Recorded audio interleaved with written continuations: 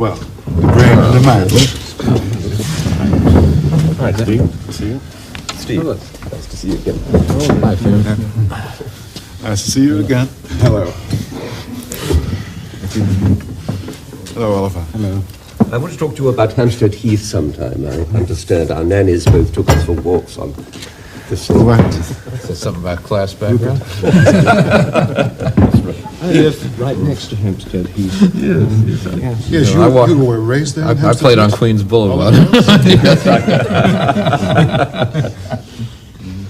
The three of you are connected to Hampstead Heath. Terrible, Robert terrible. Sheldrake's living there at the moment. I live there. And Oliver Sacks and Stephen Toulmin were raised there. Yes.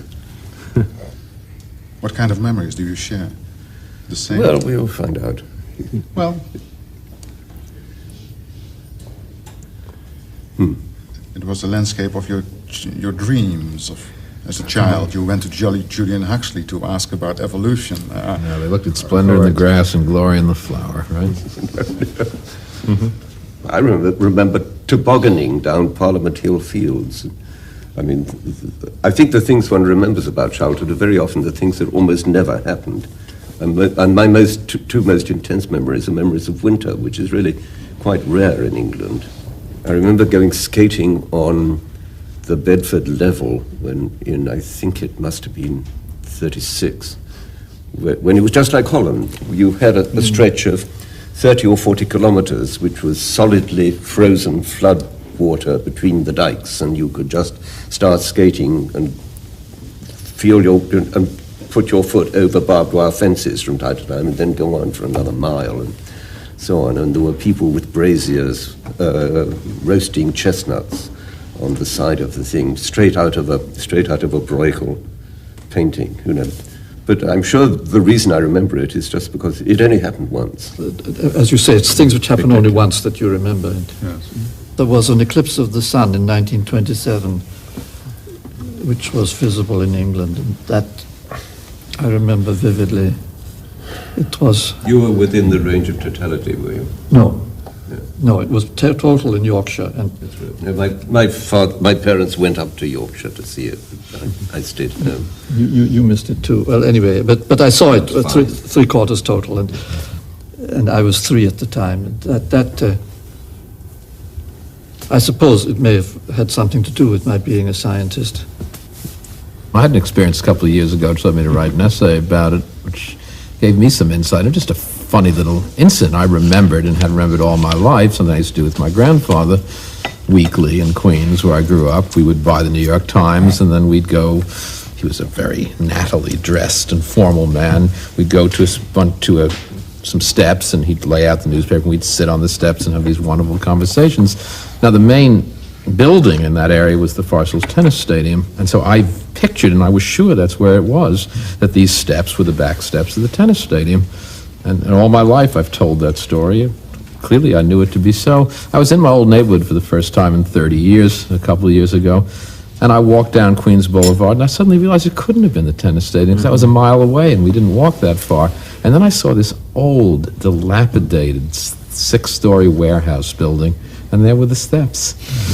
I had transmogrified the memory onto the more heroic building in that neighborhood, and yet the memory was so clear. Now, if I had been right, it just would have been an objection. It still would have been part of me, but it's so much more a part of me that I had made this mixture.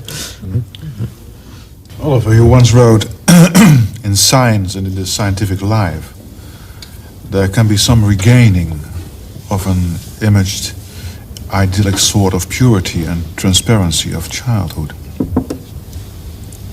I did. Yes. It's a nice idea. I think for myself, and perhaps this is so for all of us, I think the roots of scientific wonder go back to childhood wonder.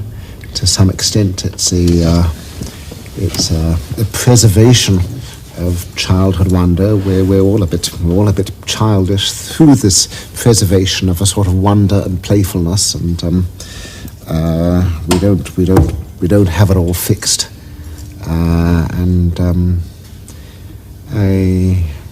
Perhaps I had something in mind like that. Well, I think that there's a special selection here. nobody here hides his philosophical ambitions. And in a way, I think, philosophers are. These are arrested development children. In a certain way, children are philosophers. And we just never lose that completely childish ambition that we're actually going to understand something very, very deep. We're not just going to put that aside and be grown-ups. We're going to continue to think about those things that fascinated us when we were children. Oliver, you said in New York, when I'm at a conference, I would like to know the form of passion in my fellows at the conference. I know what the passion is in Stephen Jay Gould. It is love for all the forms of life. And I wonder what the passion is with the philosophers.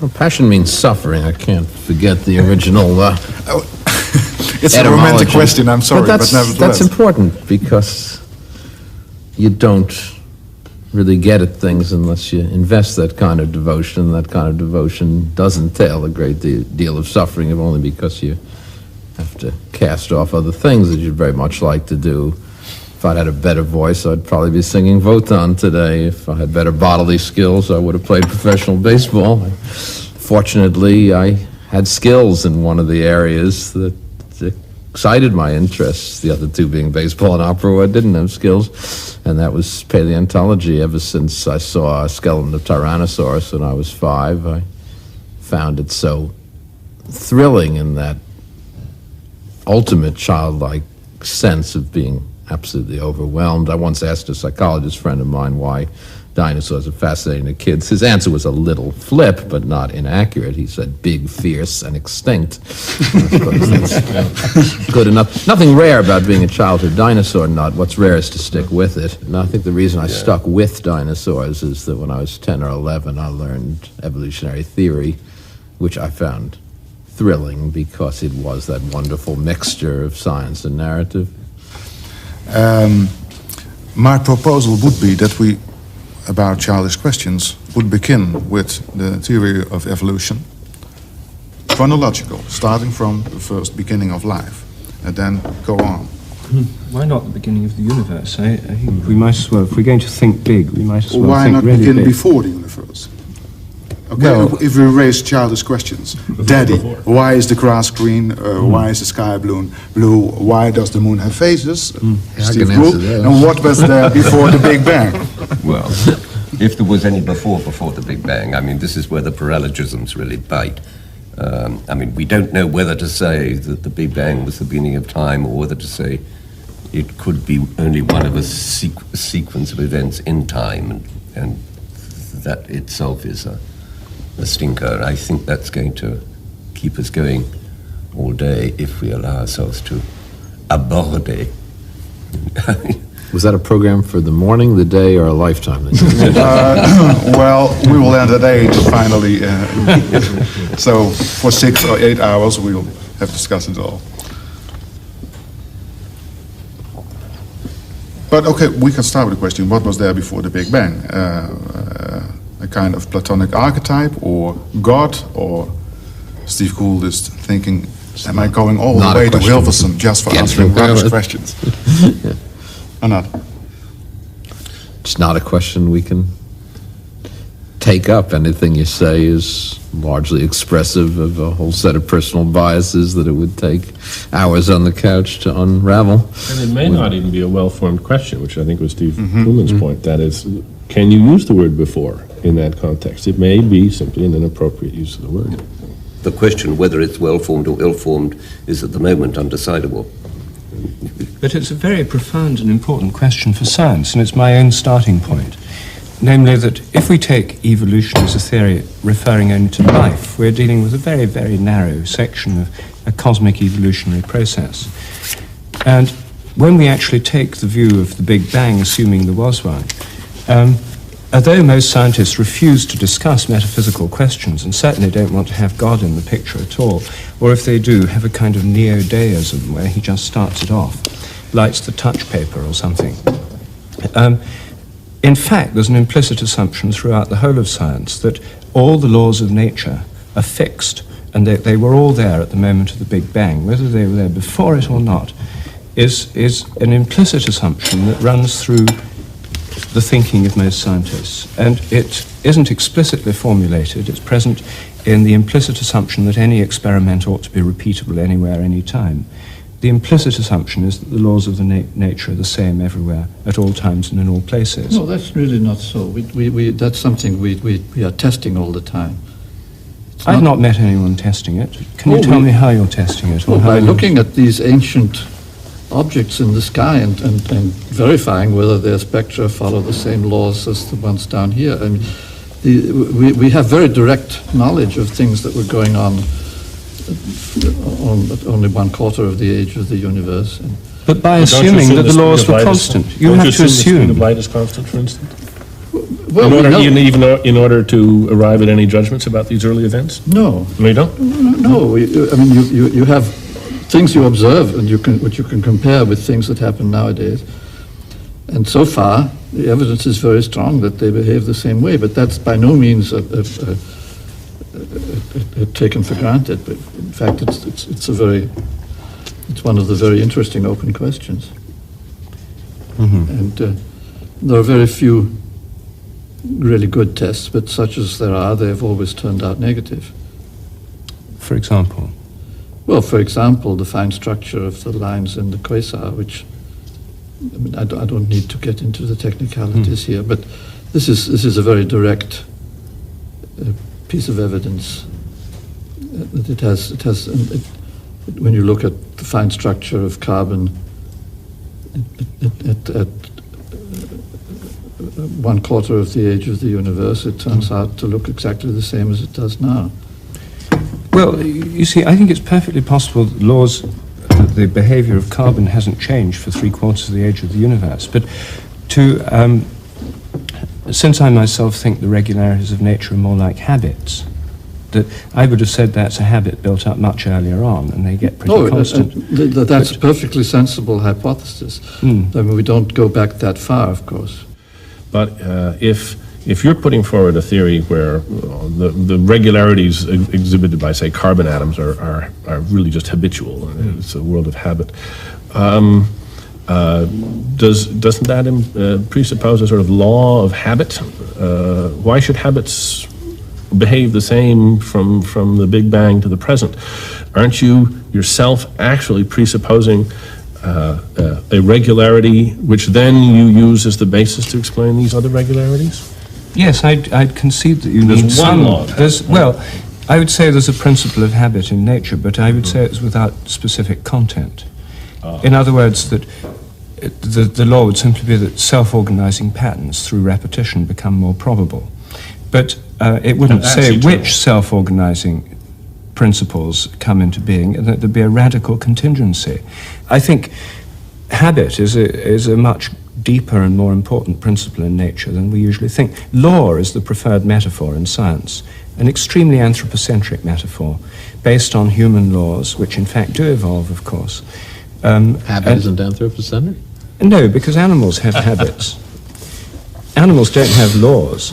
It's only human beings that have laws. So I would say the metaphor of laws is much more intensely anthropocentric than the metaphor of habit. It's obvious dogs and cats have habits.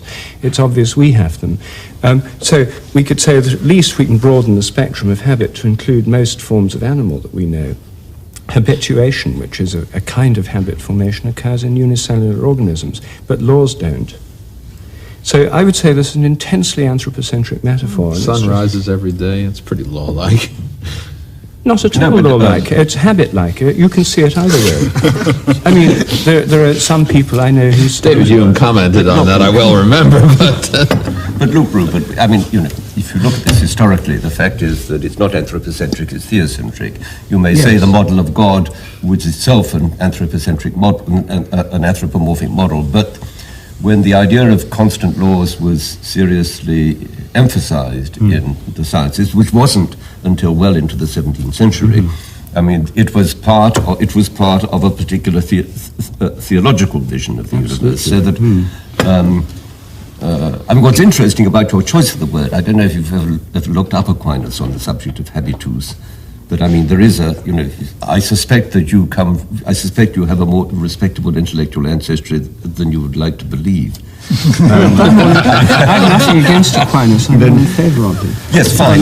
Because I mean, there is, the idea that what we're interested in understanding are these habitus, and that this is, I think this is a good part of a traditional Aristotelian point of view. It's interesting that really how late it was that people came to this conviction that the laws of nature were constant. There was absolute doubt about it before about the middle of the 17th century. It was really a matter of great dispute. And I mean, one reads Sir Thomas Browne on how the entire universe is in decay, how the greater part of time has gone than is to come, and how we may expect the present dispensation to be dissolved any day now, until you were prepared to believe that the universe was capable of going on for thousands and millions of years in the future.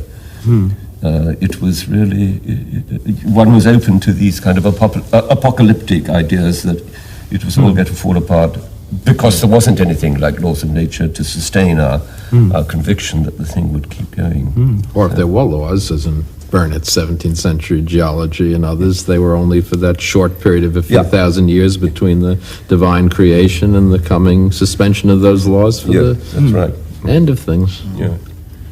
But that is, in fact, I agree with you entirely. The idea of eternal laws of nature is a theological, a mechanistic, scientific, theological mixture of those in the 17th century construction, which, now that the mind of God's been dissolved away from the world machine for most scientists, they're left free-floating as a kind of habitual assumption in the minds of most scientists. And I want to see just how radical your thesis is. Now, in your view, did triangles just gradually acquire the habit of having right triangles, of having the square on their hypotenuse be equal to the sum of the squares on the side? Is pi just a habitual ratio between the circumference and the diameter? Well, I mean, this is a big question, isn't it? Is mathematics constructed or is it discovered? I mean, it's a huge philosophical question, and it's not one that I'm terribly concerned with myself. I don't think that there are many right triangles in nature, you see. I think if we get too bogged down in this question, we're dealing with the history of human mathematics. And it's very easy and very natural for mathematicians to be Platonists, to assume that what they discover, what they find, is somehow a kind of eternal, self-subsistent realm of truth. No, at least it's timeless. It's timeless. That's right, but I'm not very interested in right triangles and pi. I'm more interested in nature as we observe it, rather than mathematical theories per se. My point was just that scientists who want to go on believing in I would say, timeless constants, timeless regularities, at least have one other source for their one other foundation on which to place this belief. Now that they've abandoned an eternal God, they can say, well, it's just like mathematical truth, really. Absolutely. I totally agree. That's the most persuasive argument in favor of it. But the fact is, in the philosophy of mathematics, it's not an undisputed position, because there are always those who think mathematics is this construction rather than an eternal, self-subsistent realm of ideas. Yes. So it's an arguable point, even within the philosophy of mathematics. I think it's an evolving construction, I don't think. Not in your sense of evolving. Oh, I think they do. Or at least some of the ones I know do. I mean, they would say, for example, the realm of chaos and fractal mathematics is evolving right now, and it's evolved because of computers. I'm sure you'd like that point about it. You know, computers have made this kind of modeling possible. Before, you just couldn't visualize these mathematical realms. Now, in that sense, is it that we're just discovering new realms of maths that are already there, or are we inventing new realms because we've got a technology to visualize these things? I mean, this is a disputed point. I don't have a strong opinion one way or the other. I'm more inclined to the invention than the discovery view there. And what I wanted to say is that, I mean, in the hard sciences, we mostly talk about models rather than laws. And that is also true of the foundations of mathematics. If you talk to the people who are working on foundations of mathematics, they also talk about models. And it's certainly true of physics and astronomy in particular. And roughly speaking, a law is just a model that we've got used to, and that's We're habituated to. Yes, and it's not, I mean, there's no sharp distinction between models and laws, I would say, but... Listening to some of this conversation, I'm reminded of some of the tensions, say, in Jewish theology between the rabbinical God, who is a body of law, fixed and immutable, and the Kabbalistic God, who is an organism, and one who evolves.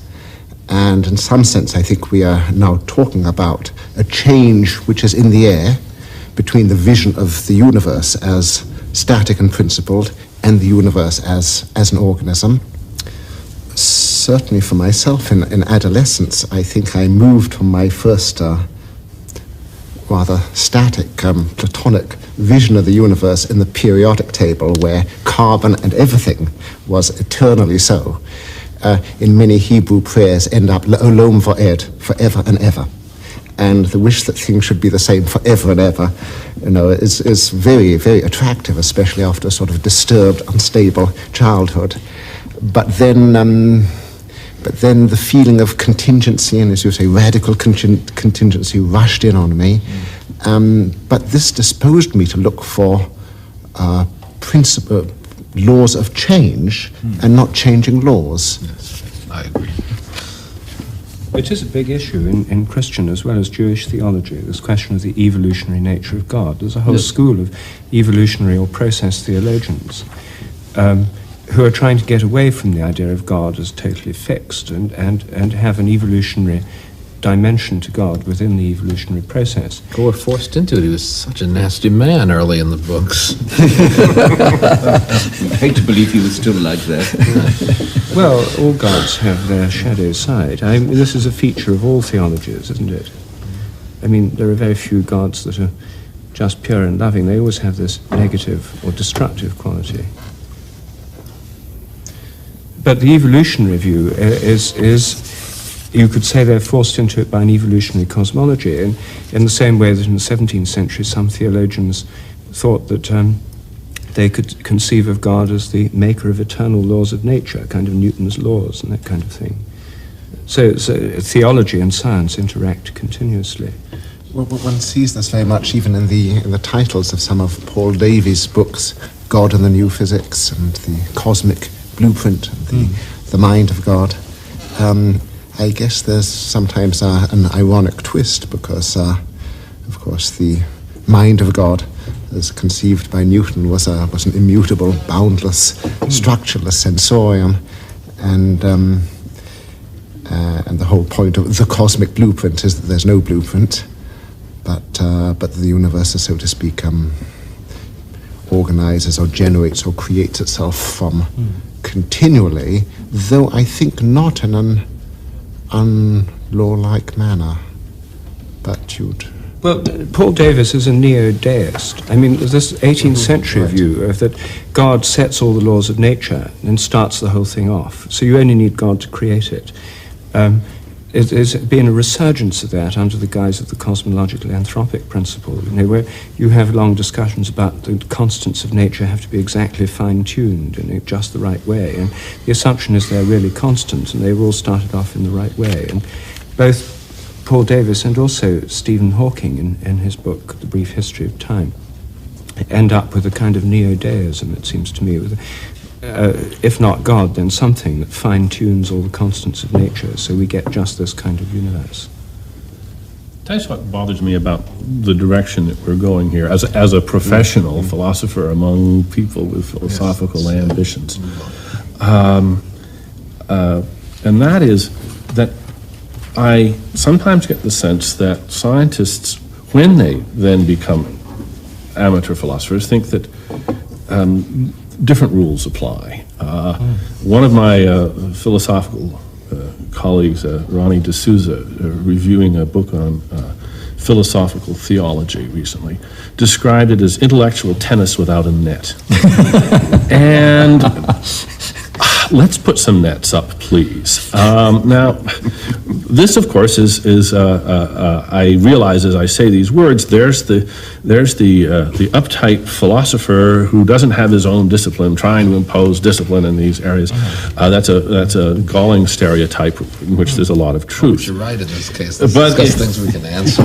Yes, indeed. That's my feeling exactly, and that's why I am just so much more prefer that we start with a set of presumptive nets, which have apparently done some pretty good work, and just play as hard as we can with those nets. And then when we can't play anymore with those nets, we'll replace one of them.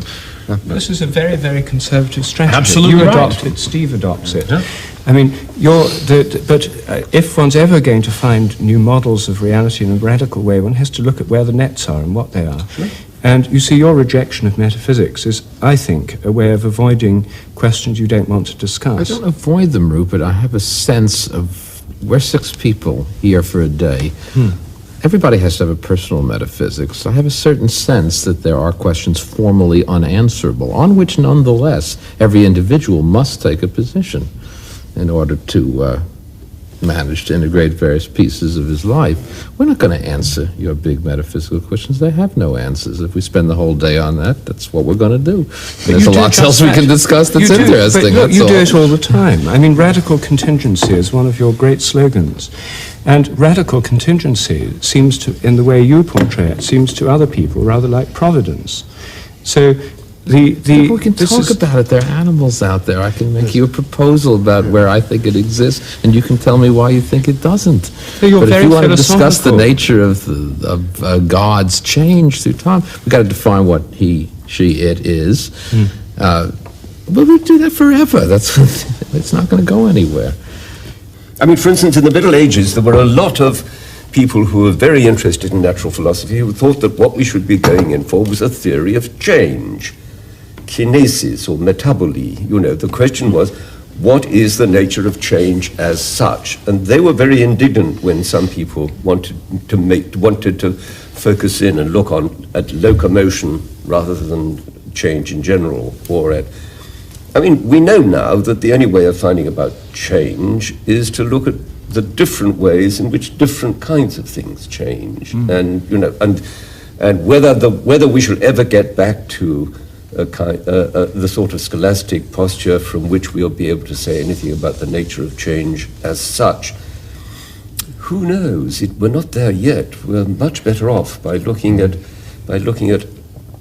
the different ways in which different kinds of changes take place. So I do, I just beg you, to ask yourself whether you aren't asking us, whether you aren't asking, I mean, there's the father who says to the child, fetch that orange from off the mantel shelf, and when the child takes it and brings it to him and says, no, that's not what the orange is no longer the orange on the mantel shelf.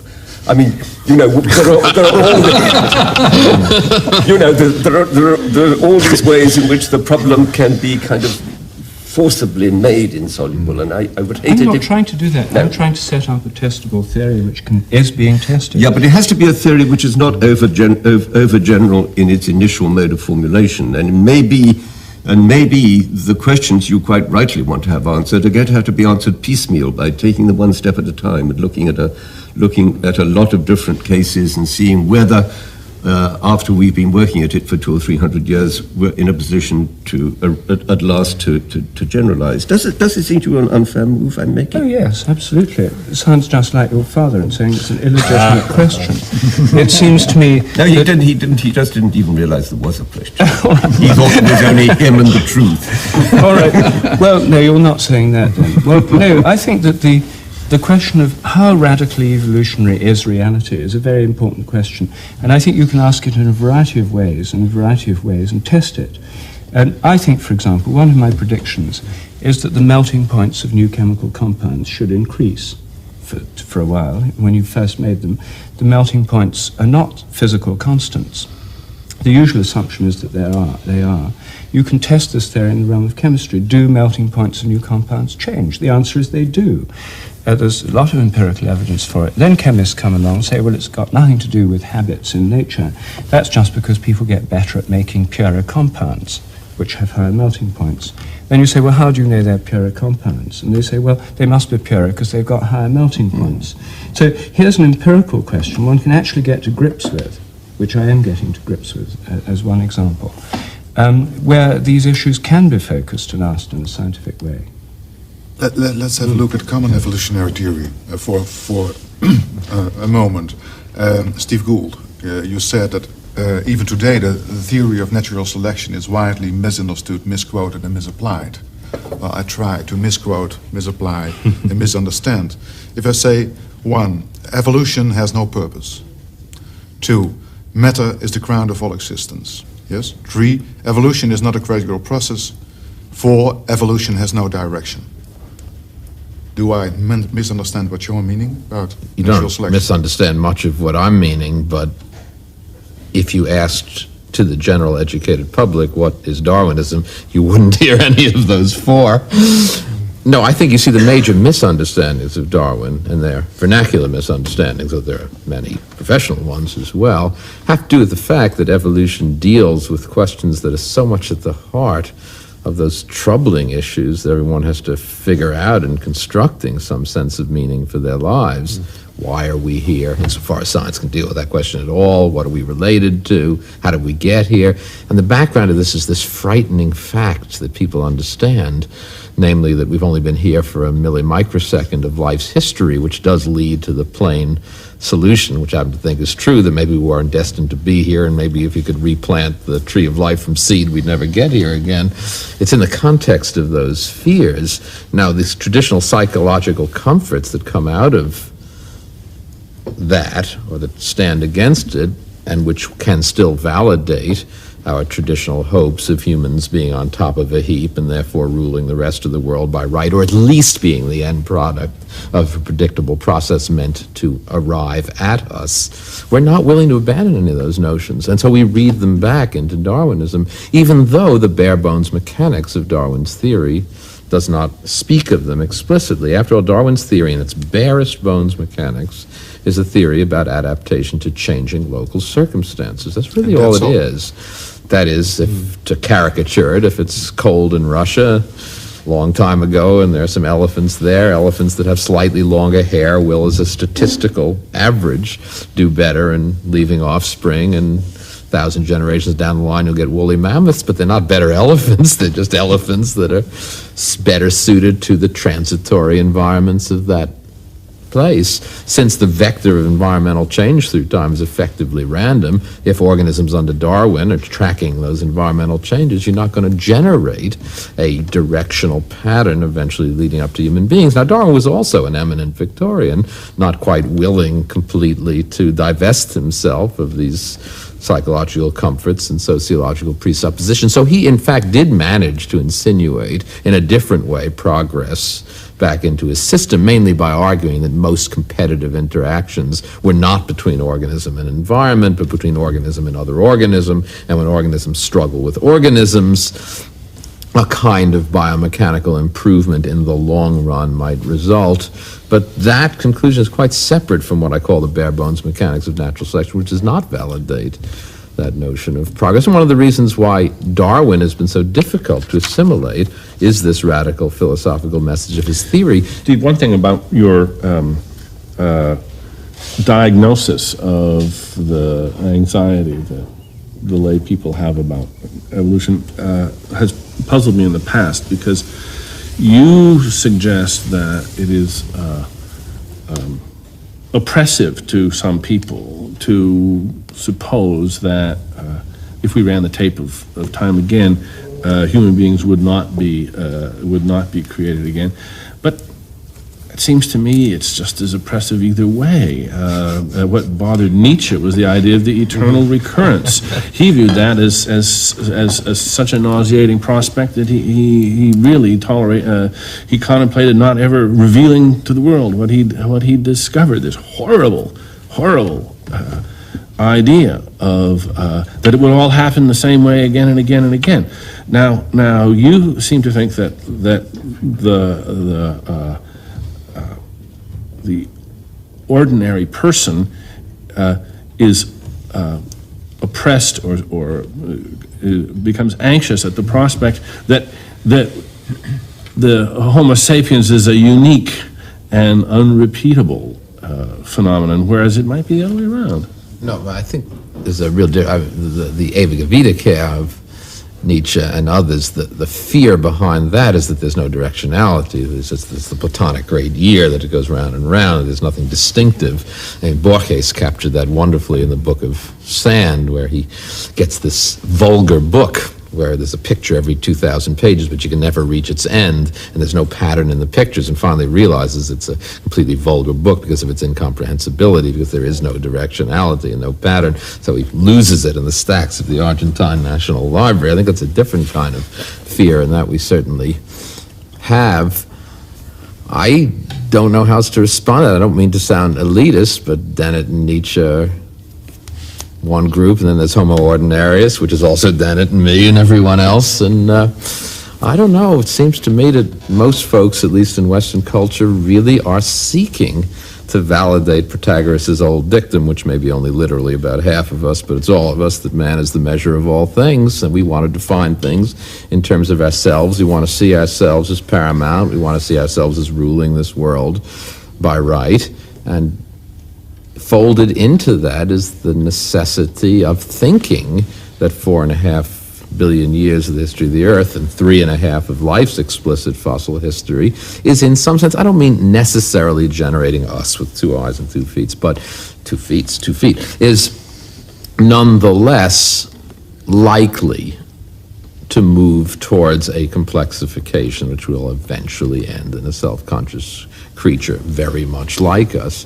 Then we make sense. Then we're here for a purpose. We rule by right. Is the conclusion, okay, consciousness is something sublime and whimsical, as Steve Gould wrote. It's a weird invention. That it's powerful doesn't mean it is meant to be. It wasn't developed to paint or write symphonies. Natural selection builds this complex computer called the brain for a set of highly complex things. But being the complex computer that it is surely capable of doing orders of magnitude more things by virtue of its internal structure, and not immediately by the construction of natural selection. And these side consequences, these spandrels, as I call them, can overwhelm the original adaptive meaning. No, it still is, to me, very mysterious that we have this capacity for solving differential equations. And it wasn't built by natural selection directly, I agree. Yes, and I don't think anybody really should pretend to understand it. The sort of ghost of final causes is haunting us all at this table and sort of generally.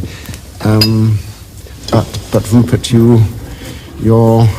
it's not clear to me whether you're unhappy with the existing mechanisms postulated, or whether somehow something teleological is at the back of your morphogenetic fields, morphic resonance. I think it's an open question. I mean, I think that there could be an overall organizing principle immanent within the cosmos, maybe transcending the cosmos, maybe immanent within the Earth or the solar system, that draws evolution towards the evolution of a human consciousness or consciousness in general. There could be, but on the other hand, maybe there isn't. Maybe it's materialists will always say it's chance, you see, and it's a philosophical position. I like to have an open mind on that one, but I don't think we can rule it out. I don't think we can rule out the possibility consciousness descends from a higher source. That's one theory of it, in favor of the idea it descends from a lower form of organization. They seem two different ways of looking at it. I read somewhere that when Clerk Maxwell was a child, he liked to say of everything, "What's the go of it? What's the go of it?" And sometimes, what's the particular go of it? And we are all one way and another talking about the go of it, from the go of individual bacteria to the go of the universe. I think I probably agree with Stephen, although my emotions would like to tell me something different. I think I probably agree that we sort of that we have arrived here by a series of chances, coincidences, concatenations. Although of course in the nature of things, perhaps the tendency is always towards greater complexity. But then not even that. But we don't know, do we? Even in the case of our own individual lives, there's a sense in which all of our lives have many elements of contingency in them. I mean, tremendous elements of contingency. It's a favourite subject of fiction. But whether or not each of us has some underlying entelechy or purpose or goal is a question that most of us couldn't even answer about ourselves, let alone the whole evolutionary process. I mean, there are many people who think that they're just responding to circumstances living in the present, and then psychoanalysts will come along and say, oh, well, actually, there's some childhood programming here that you haven't been aware of, and many of us are influenced by unconscious patterns. But that's personally contingent unconscious patterns. You can't analogize that into externally universal ones. Why not? I mean, if we're dealing with... I mean, it's not a logical move. I'm not saying it's inconceivable that such exist, but it is not evidence for their being. I wasn't using it as putatively. evidence. I was saying that even in our own case, where there's a large play of contingency, which we'd all admit, it's an open question as to how much there's any overall telos or goal in what we do. And so I would say that in the case of... to show contingency in the history of life, which you do convincingly and repeatedly, still to my mind leaves open the question as to whether it's just blind chance or whether there's anything more at work. Well, it's not just blind chance. The question is at what level predictability enters. I think there are broad-scale predictabilities. I will grant you bilateral symmetry in moving organisms. I'll grant you predator-prey ratios in functioning ecosystems. What I won't give you is the inevitability of Homo sapiens rather than some other lineage, or insects rather than opibiniids, which died, or trilobites rather than anomalocarids, which didn't make it. It is in all the details of particular lineages that contingency rules. Now, that wouldn't be a problem if we could just say, well, I don't care about the detail. Science, after all, is fundamentally the search for the generalities. Sure, the details are contingent, but they're below our notice. They're not below our notice for one fundamental historical, sociological, and psychological fact, and that is man is the measure of all things. We happen to be enormously interested in ourselves, no matter how general we make our theories. They are in some fundamental sense about ourselves, and ourselves are Homo sapiens, one of those little contingent twigs. So we can't claim we're only interested in the generality. We want them to relate to us, and we happen to be in the domain of contingency. I should have no difficulty agreeing that, say, human consciousness is, in some regards, the amplification of events that were ultimately just contingent, just random. Not only that, but every thought we think probably has a contingent seed, or many contingent seeds in its own development in our own brains. That I chose exactly these words rather than some other form of words probably depends on random or pseudo-random or arbitrary or contingent states of some part of my brain. But once that process of, say, designing this very utterance begins to get rolling, then all sorts of regularities are imposed on that, because what comes out is roughly a grammatical sentence of English, never, ever a sentence of Chinese, and not usually total gibberish. But you see, one of the criticisms of your contingency view is that some people would see the working of providence as being some guiding principle in evolution which doesn't have to have a plan made up in advance, doesn't have to be designing human beings. Maybe it works rather like we do, responding to new circumstances with choices and decisions and movements in one direction rather There's than an another. obvious response to that, Rupert, which, although conventional, I think is correct operationally in this case, and that is, if in principle one can always, for any sequence, no matter how peculiar with respect to any expectations of regularity, if we can always say, but maybe it is the workings of preordained plans, being so complex that we can't possibly discern their directionality, for in the old line, God works in many ways, his wonders to perform. At that point, it's not a useful hypothesis, because one will say, no matter what the pattern is, maybe it is a preordained plan we don't know about, to which I have to say, yes, maybe it is, but since formally we'll never know, I can't work with that, and I have to therefore work without it. It is nothing that science could ever adjudicate. For example, and I think this was, in fact, a fine solution. Pius XII, who's not one of my heroes for other reasons, decreed in an encyclical in the 1930s that that Catholics were free to believe anything science discovered about the evolution of the human corporeal form, so long as they continued to accept that at some point God infused the soul into this sequence. I'm totally comfortable with that notion. I can't deal with souls. I don't know what they are. They're nothing we could ever know about, whether they're there or not. I'm entirely comfortable for that. In my own personal theology, there is no such concept, but it doesn't threaten anything I can do in science if some people accept that directive. The issue that we're concerned with as scientists is what we can say about the evolution of human corporeal form, and many other things indeed.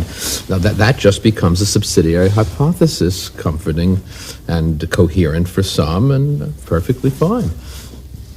I think that's too easy a way out. I mean, it isn't that the word soul is just a theological term which is arbitrarily intruded.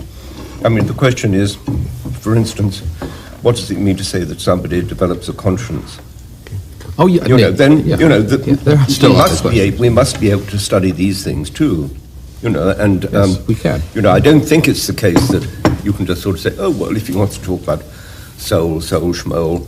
Oh, but I wasn't meaning soul. I mean good old theological. No, but theology is a much more of a pedestrian, down to earth subject than you're allowing it to be. You're talking about it in a sort of 19th century rationalist way, that this is something we can just push aside. I don't think it's not as easy as that. But I think it's what was meant in that particular context. If by soul you mean the origins of feelings of morality and consciousness, yes, of course, that's a subject we need to address. I think you would find that there were a whole lot of things that we would regard as legitimate scientific issues that people who were of Pius XII's way of thinking would have been very uncomfortable to think about scientists going in for. But if Steve Gould is right, because I just want to know if everybody agrees, perhaps except Rupert Sheldrake, through no fault of our own, and by dint of no cosmic plan or conscious purpose, we have become, by the power of a glorious evolutionary accident called intelligence, the stewards of life's continuity on Earth. Does everybody agree? No. By dint of no cosmic plan or conscious purpose. But we're not up to stewardship yet. I mean, you've said two things, and the first thing is, are we agreed that we happen to happen? Yes.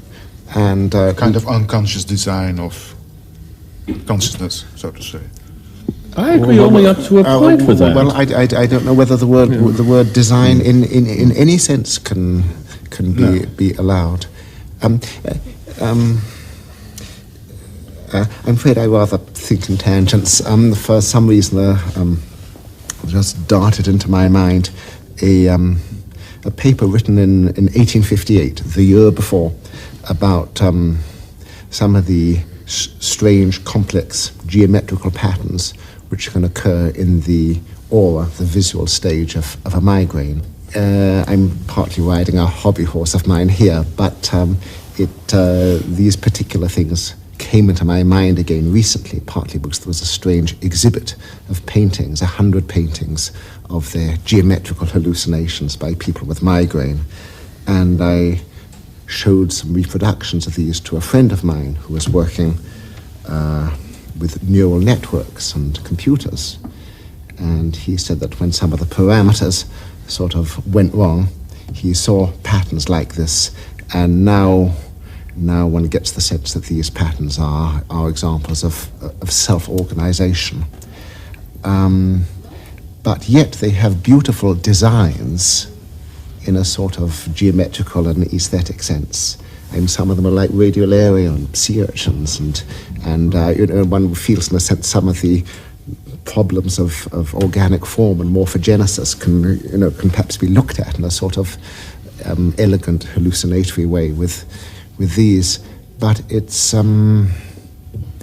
incidentally an aura is never the same. There are certain sorts of designs, certain lattices, certain sort of hexagonal forms which come up again and again, but they are never exactly the same. And when you wrote of the Berger shale and of life, if it were rewound, taking a different form, I partly get this feeling in the few minutes of a migraine aura.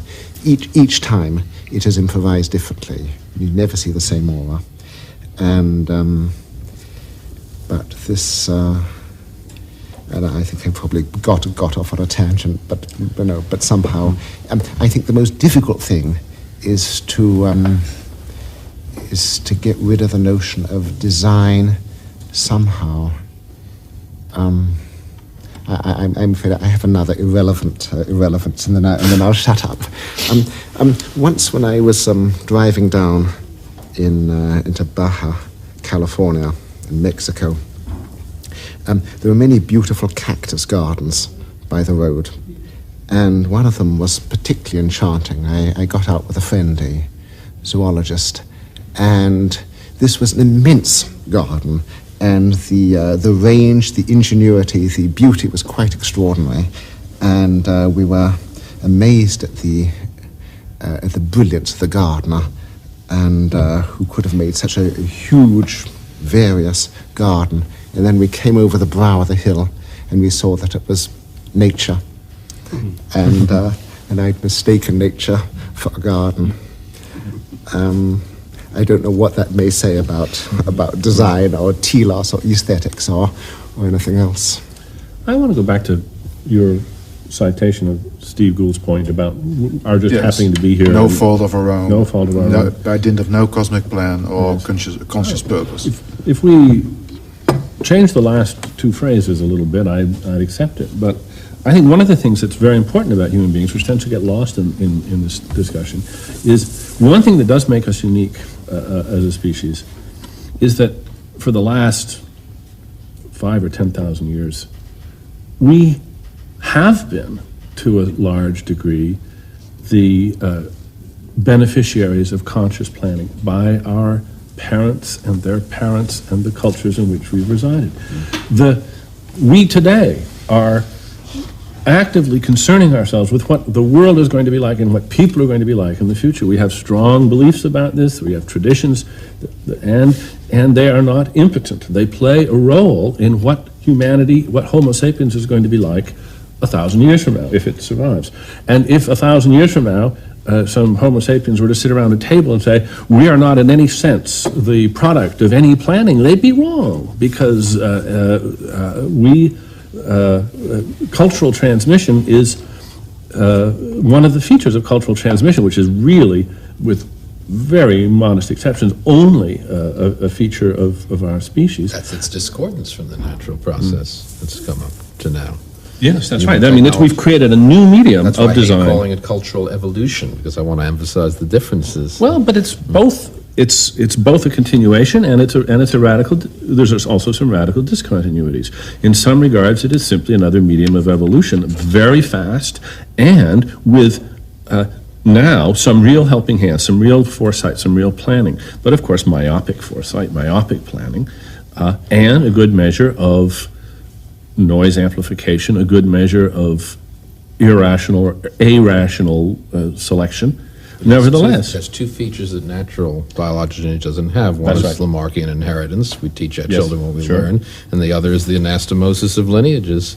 Once a species is separate, it's separate forever. Our lineages, and that both of those enormously accelerate the process and make it plannable. Of course, that's right. Yeah. But then you also agree, though, that a large contribution from that very process is to what we are. I mean, if somebody asks, well, what is a human being really? Is a human being just the genetic foundations. No, the cultural contributions are immense. Yeah, biological evolution made that, but Yeah, it is yeah. this other process that has introduced the self-planning into it. Before we dive into consciousness, Stephen Jay Gould, this famous statement, Charles Darwin, what a book a devil's chaplain might write on the clumsy, wasteful, blundering, low, horrible works of nature. Do we define nature as unconscious and non-moral, and our own species as conscious and moral? Can we make this distinction? Then we know where we are. Well, Darwin wrote that. You have to understand the context of that letter. He wrote it in 1855 to Hooker. Joseph Hooker, and it was, I think it was a sardonic and sarcastic comment, and I think Darwin had a very definite solution in mind. He points out that if one were to try and extract moral messages from nature, and rather than reading Paley, Natural Theology of 1802, which had been Darwin's great textbook as a young man, Paley goes through all the wonderful designs and harmonious ecosystems of nature, thereby telling us that we can not only infer God's existence, but also his benevolence, his goodness, his omniscience. Darwin says, but if you really look at nature, there's so much out there that is ugly. And the examples he chooses are interesting. He chooses two. He says, I do not see how a loving God could create the ichneumonids with the express intention of their feeding within the living bodies of caterpillars, the reference being to these wasps, hundreds of species of them, that inject their eggs into the paralyzed living bodies of caterpillars. The eggs hatch, and the juvenile wasp larvae eat the caterpillar still alive, but very carefully, because they don't want to kill it and cause it to decay, saving the heart and nervous system for last. And the second example Darwin gives is, or that a cat should play with mice, and when we watch cats playing with not yet dead mice, usually some sense of horror arises in us, even if we understand that might be an inappropriate reaction. So Darwin's saying if you actually look at nature in the raw and more fairly, you will see many natural phenomena which would be very hard to see as the results of a kind, loving, and efficient God. And that's, therefore, he says, the low, blundering, inefficient. But you see, Darwin's solution is not that. Darwin's solution is that, therefore, nature is neither moral nor immoral, it's amoral. We should not be trying to extract moral messages from nature at all. And I think that's right. Nature can't learn us any ethics. Does No, but this everybody is- but agree? this- Or No, No, that's no, quite on a the different contrary, proposition. no, I would say it has have an enormous lot to learn from nature. About ethics. Like what? Yes, like what? Well,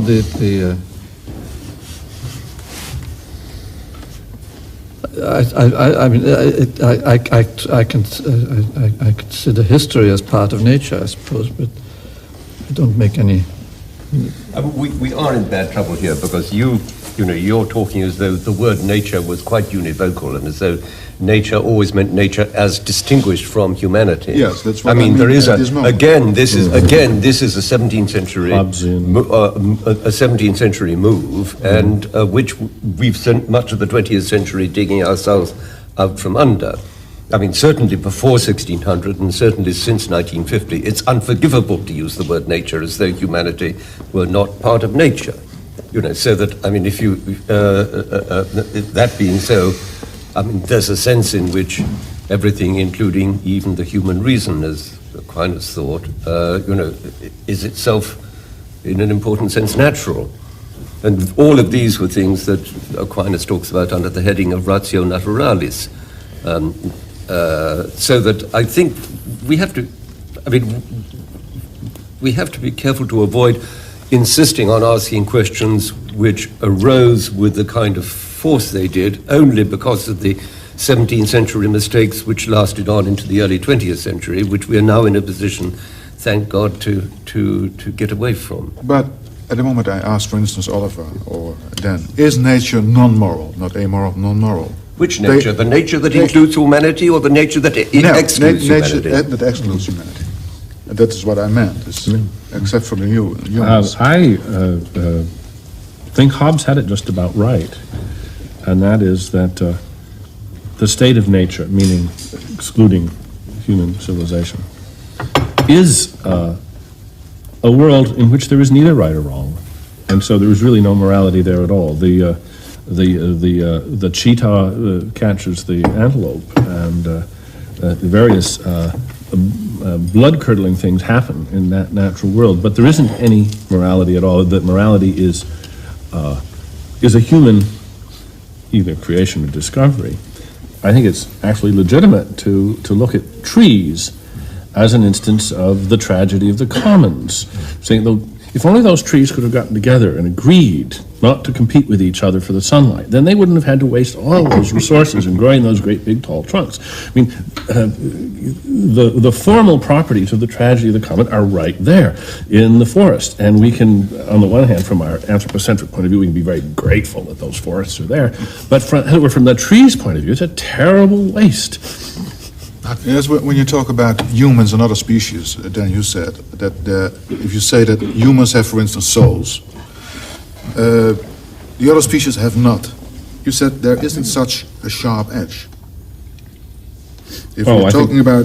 Yes, I think that one of the artifacts of our culture is the idea that consciousness is a light which is either on or off, and that the universe is sundered into the things that it's like something to be and the things that it isn't like something to be. I think that's a big mistake.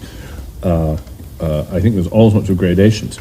But that means that there really are gradations, and that one should be very cautious about supposing that the questions that are properly asked about, say, our sort of consciousness, which is the one we know the most about because we talk about it, and it's us, supposing that we can meaningfully ask the same questions about the consciousness of the bat or the dolphin or the spider, that's a very risky extrapolation. I think one does have the feeling of extreme divisions, for example, between the plant and the animal world. A few days ago, I was driving around in upstate New York, and it was very beautiful fall weather, and I was conscious of trees and meadows.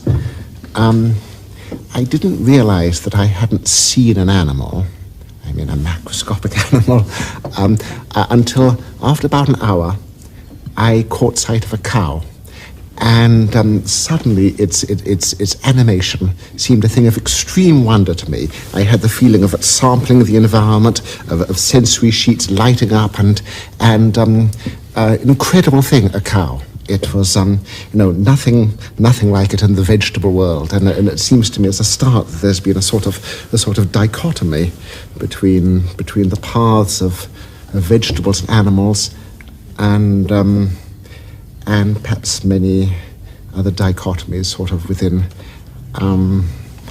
I can't get the same feeling about insects as I have, say, from mammals. I think there is something radically different about the sort of, or deeply different about the sort of nervous system and mind and the way they've gone. I'm not sure about octopuses. See, I think it's pure aesthetics, and I think people who try and construct moral arguments for vegetarianism, for example, will just never succeed. Carrots are as highly evolved as a lot of things we eat, but I respect the aesthetic argument. You look into the eye of a mammal, and because the genealogical relationship is close enough, and there are homologously shared emotional reactions, we see enough of ourselves in the cow. There are many vegetarians who will eat fish, but not so-called red meat, and I think it's very much the same point. We look in the eye of a fish we don't see, because I don't think there's as much homologously shared. From an evolutionary point of view, arthropods are wondrous in their complexity, and many of the groups of arthropods are far later evolved than fishes, so I don't know that one can make that distinction. And if there was an oyster, which when you opened it up for curious reasons, just had what looked exactly like a human face on it, most people would be extremely reluctant to eat it for no other reason, I'm sure. No, but I do think there are some more serious reasons. I mean, Steve, I'm sure, I seem to recall somebody telling me that crocodiles don't dream, but birds do. I mean, that there is some the question of what kinds of families and so on have REM sleep. The echidna doesn't dream. I think the echidna doesn't dream. But its aesthetics due to homologous to shared characters. That's all I'm saying. I Yeah, agree with you. but aesthetics is a serious subject. Yes, Don't that's... use it as a, don't use this as a brush away. Stephen, I wasn't. No, I wasn't. good, I was good. seriously saying that I absolutely respect the aesthetic justification for vegetarianism. I just wish people would define it that. No, I ultimately respect the aesthetic. But the question... No lack I mean, of you see, respect. you can be Tom Nagel and suggest that there's no way in which we could empathize with a bat. On the other hand, there are ways that, there are very interesting questions about the extent to which it's not unreasonable to think that different species have kinds of experience that are, in certain crucial respects, more or less like ours. I mean, e.g., are they capable of dreaming? I don't think it's intractable even to the cold, hard, objective methods of science. I think. I'm talking about this as a scientific question. I mean, sure. I think much of what Steve chooses to call aesthetics is also part of science. But but I mean, I think that we're making tremendous progress on getting the information so we'll be able to say exactly what it's like to be a bat. It's still a long way off, but we can say a lot about what it isn't like now already because we know enough about limitations on the bat's nervous system that we know that it just can't be like some people might imagine it to be, and this is already progress. I'm finding this discussion rather provincial. I mean, we're assuming that consciousness is confined to animals on Earth. What about the consciousness of the sun, for example? If we take, as many traditional views have taken, the idea there's some kind of mind associated with the sun, if people are happy to agree that the interface between mental activity and brain function are changing electromagnetic patterns, there are plenty of those on the sun. The more research that goes on the sun, the more we find about their tremendous complexity. So what about the idea that the sun might be thinking or have some kind of mental activity associated with these electromagnetic patterns? I mean, I can immediately hear Steve's response. It's a meaningless concept. You can think of it if you like, but it's close to that, Rupert. But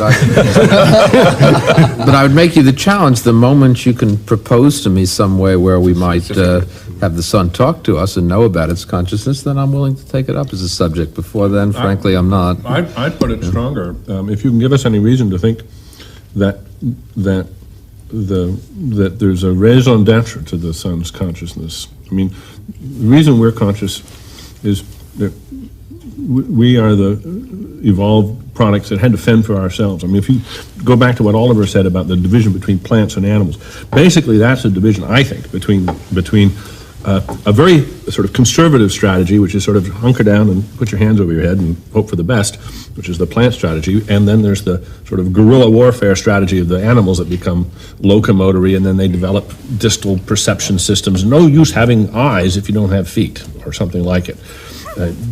Trees with eyes would just be in despair because they couldn't run away when they saw danger coming. So if you can give us a reason for thinking that the sun has some use for its mind, then I think we can take it seriously that it might have one. Otherwise, it seems to me to be just an idle fantasy. Well, the thing is that in order to pursue this fantasy, you see, it rather goes back over ground we've already covered. Is there some guiding principle in the evolution of life on Earth? Well, maybe if the sun has a mind, it's, as it were, the brain of the whole solar system, not just of the Earth. And that if one looks for a guiding intelligence, then I would look for the guiding intelligence first in the sun and the whole solar system, rather than leaping straight to Paley's view of a mechanical God. And then there's the galaxy. The entire galaxy, the sun's like a cell in the entire galaxy. And we don't know what the mind of the galaxy might be like. I mean, its thoughts would be vaster than empires and more slow, considering the speed of light and how big it is. But these are possibilities that one can speculate about. But since it's all speculation anyway, it seems to me they may be very relevant to this whole question of the evolutionary process. So that may be something. You asked what the sun could be doing. Yes, there's a philosophical distinction which I'm not always happy to invoke, but it seems to me to be appropriate here, between rule-following behavior and rule-described behavior. And the standard example that philosophers use, they say, look, the planets, as it were, obey the laws of planetary motion, but they don't do this by, as it were, following them. They don't have to calculate what the law prescribes for them to do and then do it. They can't make mistakes. Yeah, that's right. So there's really no sense in. I mean, planets don't need a mind in order to figure out how to stay in their orbits, and it doesn't seem to me that the solar system needs a mind in order to maintain its regularities, whether they're habits or those eternal. regularities. You see, I mean the regularities of the planet's orbits. That's not what I was thinking of. I was thinking of the details of evolution on Earth or of evolution on Mars, Jupiter, or any other planet. The very precise questions we were talking about now. We know that sunspot cycles affect cycles of events on Earth and so on. So here's a very crude example everyone could agree on, but I think it may go much further than that. I wonder whether one needs to bring in some new words, like, for example, spontaneity in relation to organisms. Now, this was specifically done by Harvey, a rather fascinating book which he wrote in the same year as he wrote The Circulation of the Blood. It was a book on animal motion. As a young man, he'd been to Galileo's lectures in Padua, and the first half of the book is an analysis of animal motion in terms of inertia and momentum and so forth. And the fact that the physical determinants are never are always obeyed. But in the second half of the book, he says there's more, and he speaks of spontaneity and grace, and he can no longer call on physical models, and then he starts to use metaphors. He talks about music and the silent music of the body. But this strikes me as a rather nice early treatise on animation and on the nature of the animate. There's been what maybe is a nice breakthrough on one interesting aspect of animal motion coming out of artificial intelligence. In a most improbable research program, a young artificial intelligence researcher, a roboticist named Mark Reber, decided to solve the running robot problem. And his bizarre first idea was he was going to make a one-legged, let's just start simple, make a one-legged running robot. And so what he made was basically a robot pogo stick. And it actually works. There's no knee, there's no ankle, it's just a pogo stick, but the thing hops away quite handsomely, and it keeps maintaining its balance, and that's what the software does. Then he thought, well, I've solved the one-legged robot problem. How about the two-legged robot problem? So he simply took two of these contraptions and put them together. And now he said, well, I've got a software problem. Now, I know how to control a one-legged robot. How do I control a two-legged robot? And he realized, this was his real breakthrough, he had actually already solved the problem.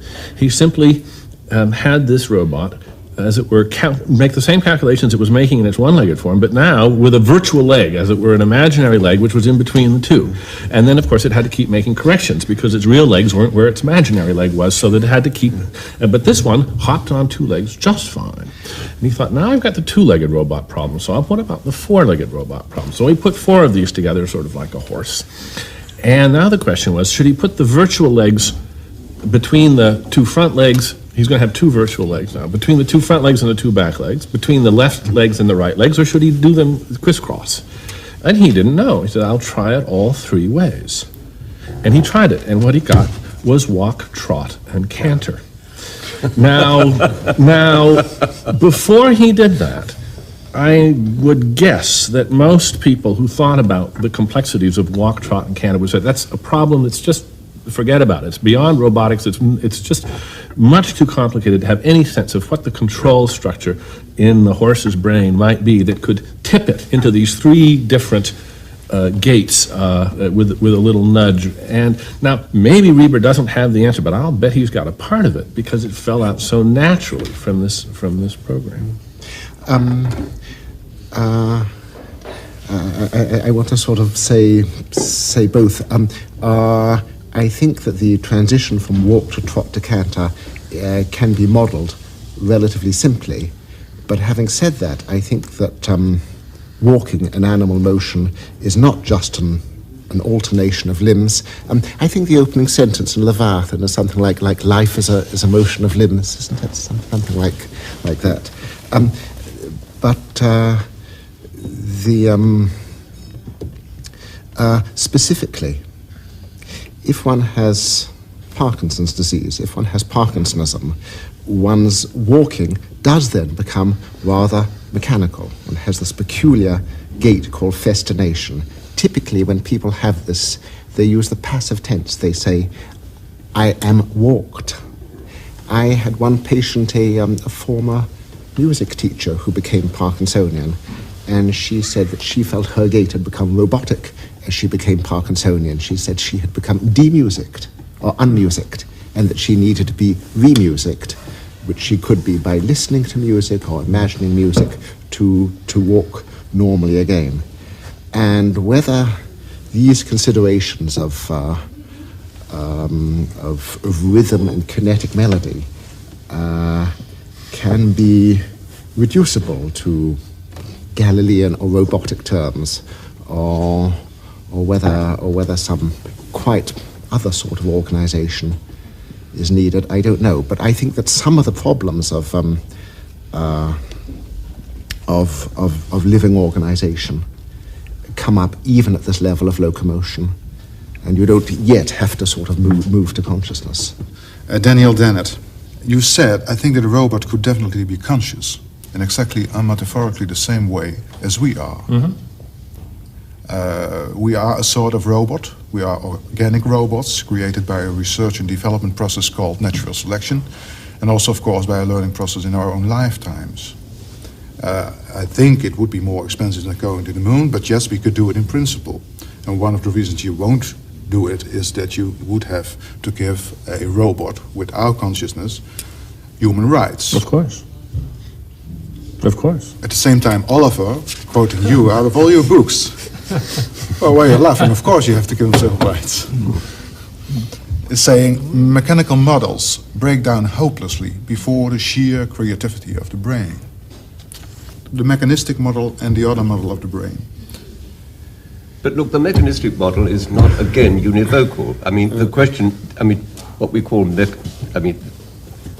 what we can conceive of as conceivable mechanistic models covers an enormous, take the point that Dan made earlier about the difference between plants and animals. For a long time, our philosophical colleagues were arguing about the conceivability of a thinking machine, or a machine having feelings and so on. All the time they took it for granted that computers had to be anchored down to the floor. Now, a computer anchored down to the floor is like a plant. There are all kinds of skills which A, are useless to it, and B, we wouldn't know whether to say that they had it or not. If you had a computer which was able to drive itself around, and we came into the lab one day and found a message on the table saying "gone fishing," then we could, then our attitude towards the computer would change very much, and we might. If it said "gone to the baseball game," then even Steve might be. I'd probably take 2 seats or something. No, I'm sure what Dan was saying was that down the road somewhere we shall get to the point at which we shall know how to specify what a computer would have to be able to do in order for us to be able to say it's lost consciousness, for instance, or it's recovered consciousness, or whatever it is. And that doesn't seem to me to be a very outrageous thing to say. Mechanism. You said before, he's just going, about Dan, he's just going to keep people in the business of trying to reconcile our everyday understanding with an out-of-date view on physics. Well, to the extent that that's an interesting screwball. Yes.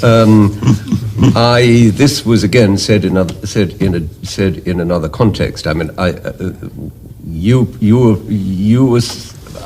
What I was wanting to get at is the sense I have that Oliver and Dan were not contradicting one another. That what Oliver was underlining was the fact that the sorts of computer modeling we have available to us in detail at the moment aren't yet within several miles of being able to do what Dan says one of these days we would be able to do if we were prepared to spend real billions on it. I'm not sure that I am saying or thinking that, but I think that terms like mechanism and mechanical and computer and computational have to be sort of, maybe redefined. And perhaps long before we get to consciousness, maybe one needs to talk about emotion and feelings. For example, when J.Z. Young gave his lectures, which were later published as A Model of the Brain, which was based on his work with octopuses. On the one hand, he has circuit diagrams and feedback and talks about the brain as a computer, but then he's too much of a biophile and too much not to feel the. He talks about the movement and motive and emotion in an octopus, and therefore and says one must that the octopus is an exploratory computer. Now, is the word exploratory in a radically different domain from computer? Is this a zeugma? Is one muddling the whole thing? Does one first need to say, what is exploration? What does it mean to be in the world and sample the world and construct a world and adapt to the world? I think there's a danger in bringing in a sort of a mechanical model, whether it's Leibniz's mill, his mill of perceptions, which would grind perceptions or computers. I think there's a danger of bringing in our latest sort of technological device too early. Well, this is just it. The concept of, the term mechanical, the term mechanism, and the term computer have connotations which are actually much narrower but also more powerful than technically the terms ought to have. When we think of a computer, we think, as Stephen says, of a boxy thing sitting on the floor, or else a boxy thing sitting on your desk. But we don't really think of a leaping, galloping robot type device. Perhaps one shouldn't. And when one thinks of mechanism, if I say, we already have a good mechanical theory of fire, one may suddenly startle and mechanical, but in the relevant sense, yes, the theory we have of fire is mechanical.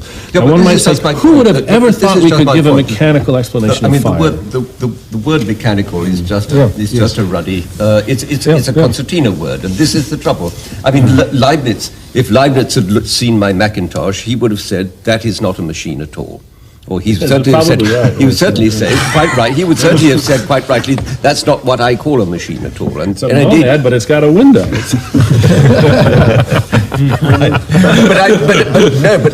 But the point I'm making being, of course, that everybody who was doing 17th century mathematical mechanics was doing this subject to some very constricting presuppositions, which have gradually been eroded with the progress of physics. Just still responding to the way in which the question was initially posed, because I think if all you ask is, does it make sense to talk of producing a machine or a computer which is capable of manifesting consciousness? Well, then the question is, can we stretch the sense of the word machine? Can we stretch the sense of the word computer in such a way take an easier case then. Take the case of self-replication, because there is a notion of mechanism which is not the old too narrow notion. There is a notion of mechanism in which at least orthodoxy today would say they've got a pretty good handle on the machinery of reproduction, on the machinery of DNA and RNA and so forth. There's still lots of things to be done, but enough so that they, with some exceptions, but by and large, they don't suppose that they're going to have to switch to some sort of field theory in order to explain heritability. And of course, if we look at von Neumann, we see that one of his other great insights was his paper on self-replicating machines, and he described in some detail what the necessary and sufficient conditions for a self-replicating machine would be, and it turns out to have been a prescient abstract description of the very process that one discovers in DNA and RNA. Now, there's an enlarged and I think up to the minute version of mechanism. What I'm claiming But you really prefer the word machine to the word process. I mean, I noticed you used the word process just now, which maybe that's a stylistic foible that I should try to stifle in myself, because I don't mind driving home the point that my claim, for better or for worse, is that we don't have to have any more revolutionary science than we have already for explaining replication in order to explain consciousness. That is the biology and the micro biology and the organic chemistry that will explain growth and self-repair and replication will also explain perception and memory and learning and intelligence. Why do you have to keep using the word machine? It's so anthropocentric. Only people make machines. I mean, why can't? Why do we have to It's one of the reasons is the computer metaphor is not only a metaphor, that it eliminates the middleman. No, I think that's it's more than a metaphor, as the heart is a pump, or the brain is a telephone switchboard. Is that what you are? Well, I just want to disagree with Rupert that the only machines are man-made. I think that the right way to think of biology is as a sort of reverse engineering, learning about all these amazing artifacts that have been created by this long process of design and redesign, and that really all of biology is, as a science, much more closely related to engineering than it is, say, to physics, and that it is reverse engineering. It is always asking the why question of why is this piece like this? Why isn't it like this instead? How does this thing work? And so I would want to take the benefits and accept the costs of saying that organisms are machines. Well, it's a very conventional view to take, of course. Most biologists would agree. It's very curious the way that, in many ways, physics has moved on beyond narrowly mechanical views, and biology's got more into them. Mm-hmm. And it's a very curious paradox that biology's got into this very deep into this mechanistic mire, I think of it as thinking in these rather unhelpful mechanical metaphors. They're helpful up to a point, but I think it's good to remember they're only models, and they're limited models, and that we may find out things more, we may get more illuminating views of things without forcing everything into this model. Yeah. I mean, of course you can, if you want, expand the word machine until it means the same as organism. But I mean, to be more specific, I think that by and large, at least in its higher functions, if you want, the brain is non-algorithmic and categorizes everything from the start in relation to self, or rather some sort of a self emerges through the categorizations, and this would be peculiar behavior for any sort of machine. Well, most computers are non-algorithmic at some level. Your standard chess-playing computer is non-algorithmic, doesn't have an algorithm for checkmate. It takes chances. It's a heuristic program. It'll beat me every time, but it doesn't have an algorithm for beating me. It just has an algorithm for playing legal chess. But I think what Oliver's saying, it's not so much the algorithm issue as it's because what struck me about what you said was the relationship to self. It's the creation. There may be mechanical properties, but that what an organism does is with respect to the personal contingency of its own ontogeny, and that's what makes it at least non-generalizable, if you wish to call it a machine. Sorry, I didn't mean to. No, I also want to bring in the word meaning somehow,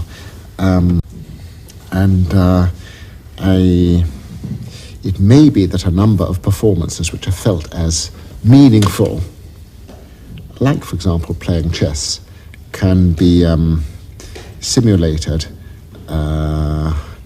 using a set of rules or some other heuristic device which is not meaningful.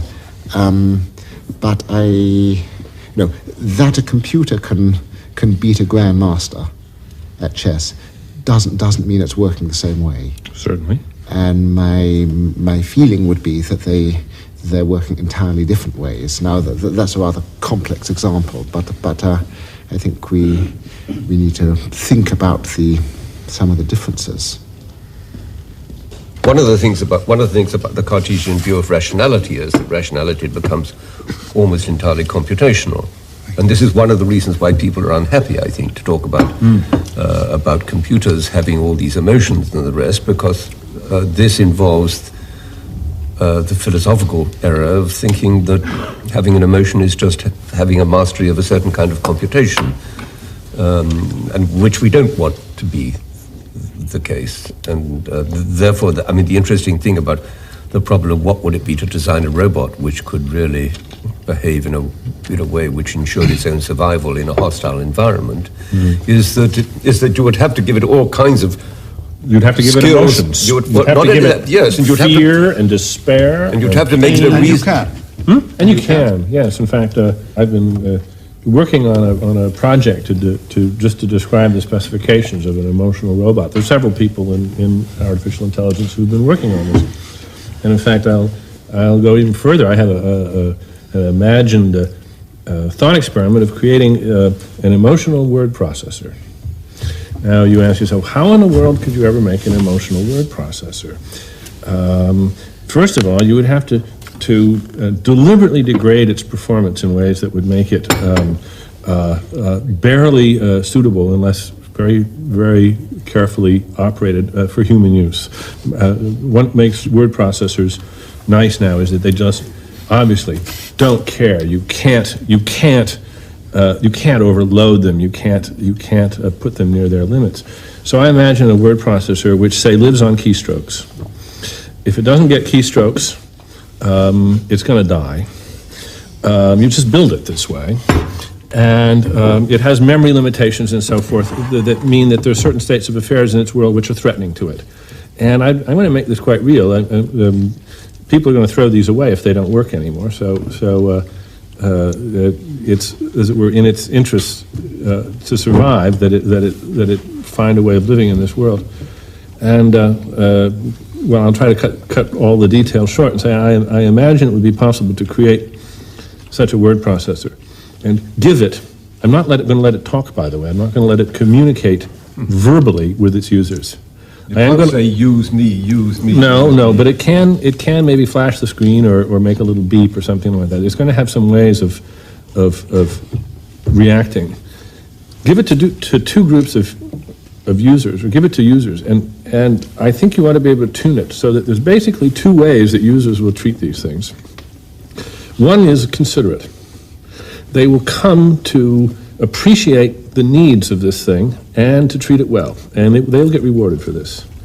The other way is to sort of beat the tar out of it, the way some people treat their horses or their children. And this will be, in effect, a word processor always on the edge of despair, always on the edge of death, but making a living. And I would predict that if you do this right, that if one of the nasty users then came and used the word processor of one of those who was considerate to his word processor, this would very much upset this person. Saying, you mustn't treat it that way. This is unconscionable. Can't you see that this is an improper, this is an abuse of this system? Now, this of course is just a thought experiment at this point, but I think that the sympathies and the reactions that are so important to us when we think of emotions would be evocable, and not as an illusion. I think that it would actually be getting at something which is fundamental to emotion, that emotional reactions in us would be evoked when we saw the circumstances that these systems were put in. For musical instruments and many things. The point is, would the word processes notice and behave differently? Well, certainly musicians would cringe to see a violin, say, being abused, or a piano being abused. But I'm supposing that there's really a different dimension, because there's interaction of a different sort in these cases. Because I'm supposing that these devices are homeostatic. That is, they have ways of adjusting their own behavior in order to protect themselves from the things that can hurt them in their environment. They actually live in an environment. That's why I chose a word processor, because it was putting it in a real, not simulated context, where these things actually would have to earn a living in a world where people had other purposes. I wonder, Oliver, you asked me, does Daniel Dennett have children? Does he have a dog? Do you remember? Yes, indeed. Do you remember why you asked? Oh, right. I think Sherrington asked this of Descartes, and when Sherrington worked with his decerebrate dogs, he called them Cartesian trigger puppets. But I confess I was thinking of dogs for a while, and sort of wishing we would change the subject from these sort of factitious word processors to real dogs, real animals, yes. real creatures, Yep. and all think together somewhat about the lives and adaptations and growth and emotions and capacities and perhaps consciousness of animals. Does anybody at this table truly believe that dogs don't have feelings? I mean, as opposed to have theoretical reasons for feeling that they have to say dogs don't have feelings. I mean, Feelings, certainly they feel pain, they can feel discomfort of all sorts. But of course, feelings, unfortunately, in English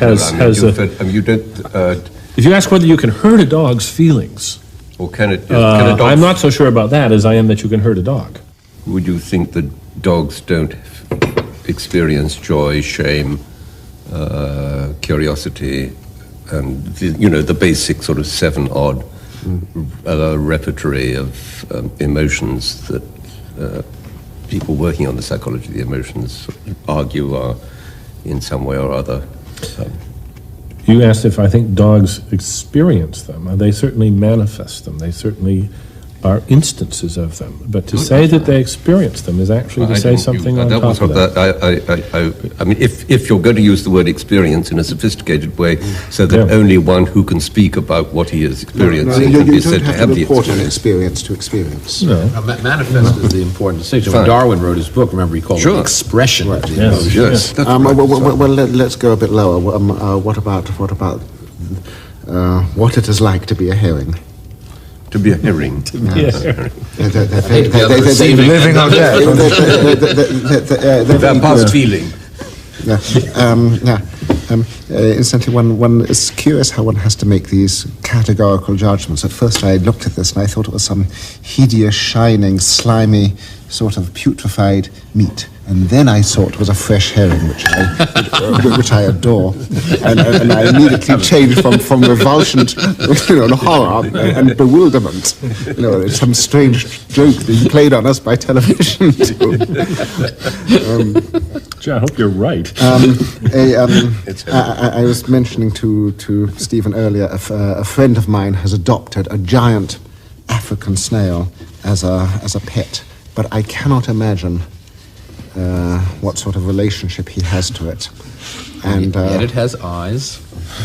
Well, yes. You can imagine, I think. Yes, but malacologists have a tendency to dislike ashitinids, the giant African snails. They're some of the world's most horrid agricultural pests and have been responsible mainly through misguided attempts to control them for the extinction of hundreds of indigenous land snails throughout the world. So we don't like those particular ones. But what about its homologies in terms of emotion and... No, I'm sorry. I mean, I was temporizing to get beyond the difficult point. You see, I don't think it's really definable because there is truly a continuum. It is indeed the homology of that perceived similar expression that draws us to mammals, and I think where we stop along, now it's not the latter, which doesn't exist, it's where we stop along the genealogical connectivity. Some people probably look in a fish's eyes and see sufficient homology, the same organs are there. I don't, and people probably differ on that. We view all sorts of animals whose actual activities may be quite unpleasant in our terms because they have short faces and big eyes and evoke the features of babyhood that are appealing to us. I think it's fundamentally aesthetic, based on both evolutionary distance and certain features of our evolved biology. And that also gets into the question of consciousness, which to me is a very troubling one that we're just on the verge of. Because to me it's largely semantic. I don't know how else to... I mean, of course animals that are close enough to us because of the homology of similar emotional expression have features that in some legitimate vernacular senses of the word consciousness must be conscious. And yet the gap between what we can do with our ability to reflect self-consciously and abstract is so much greater than what they can do that to talk despite that continuity about a meaningful gap is quite reasonable. And we see the differences in cognitive rules, which in some instances almost make us cringe. In birds, for example, there are so many learning rules which lead to behaviors that are horrendous in terms of human moral systems. So many birds, for example, only make judgments as to which of their young and which they protect by the simple rule of whether they're in or out of the nest. If you take the youngster and put it outside the nest and it horrendously shrieks and appeals, or so we read it, the mother ignores it and it dies. If it's inside the nest, it'll be fed. And of course that whole system is then subverted by other birds. The famous story of the cuckoo, who, if the egg mimicry is overcome, will first of all not only throw out of the nest the true children of the parents, but then cause the parents to feed it, down to the extent of sometimes the cuckoo being 10 or 20 times heavier in weight than the parents that are feeding it, and yet the parent is still operating by the cognitive rule, feed what's inside the nest, don't feed what's outside the nest. As I said once in one of my essays, it's like the old joke about how you treat a not particularly intelligent guy who's never been to sea and suddenly finds himself in the Navy, and you only had to follow one rule: if it moves, salute it; if it doesn't move, paint it. That's a simple cognitive rule. It's just a different mental system that they're following. But there's mentality there. There are rules. But if Daniel Dennett is saying there's not a little man in our heads that is all powerful, there are a bunch of little men in our head that are partly powerful, and you can break them down until you finally have dumb, stupid ants running around. And then, well, you can replace the whole thing by a machine. In principle, yes. Yes. That's the claim. I want to go back to this. Why should you want to make that vision claim? of- I can't understand it. Why do you need any little men? Well, Or why do you want to reduce it all to a machine? Why should this metaphor be so hypnotically attractive? And yes, why why do you am I- have a dog? Why? I have had dogs, in fact, yes. Right now I'm dogless. Yes, but I'm also a father and grandfather. What was his name? One was Charlie and one was Duffy. So that's, the homunculi is merely a heuristic bridge, an explanatory principle. For many, many years, psychologists in particular had learned to scoff at a theory which had a homunculus, because manifestly you weren't explaining anything. If you had a theory of vision which was really a theory of television, which said there was a screen somewhere in the head which was watched by an inner homunculus, you clearly had simply postponed the whole problem. So people got the idea that homunculus theories were bad. What they were missing was another option, which is if you can break the problem down so that you have a team of homunculi and each one does less than the whole job, then you actually can make progress. And then if you can take those homunculi in turn and break them down. Here I'm using homunculi in an abstract sense. It's simply a bit of machinery which can be treated as having a certain sort of intelligence and being able to perform certain tasks. And so the idea of this cascade, this discharging of homunculi, you ask, why do I want to reduce it down in the end? Because that's the only way that you discharge this otherwise offensive metaphor of the inner homunculus. If you can discharge the homunculi, then you're home. The natural word for you, the natural word for you to use at this point, it seems to be the verb, the noun which your verbs demand, is not is the word agent. And what you're saying... Agent is good. No, yeah, agent, okay, agent well, is fine. but that's very... But, I mean, yes. But the word machine and the word agent are not, in colloquial usage, interchangeable. Oh, no, but the point is... I mean, you break the overall agency down into smaller sub-agencies. And if but that's what you're finally saying... you get down to agencies which are no bigger than a neuron. And then the question is a neuron a machine? It can be replaced by a machine, I think.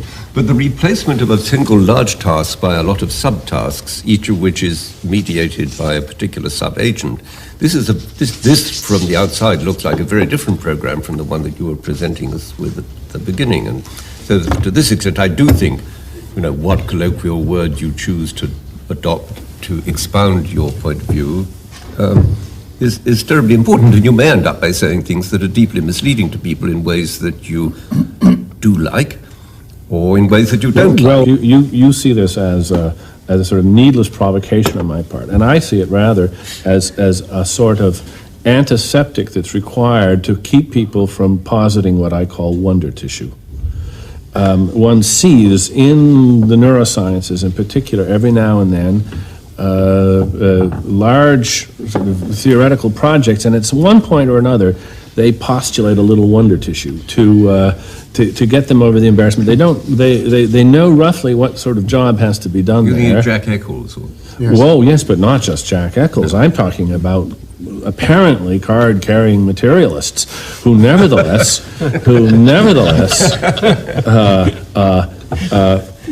permit themselves to postulate wonder tissue at one place or another in their theory, and they don't know what they're talking about, and they don't apparently mind. And I think that insisting, the prohibition of the postulation of wonder tissue is really what I'm getting at when I use a term like machine.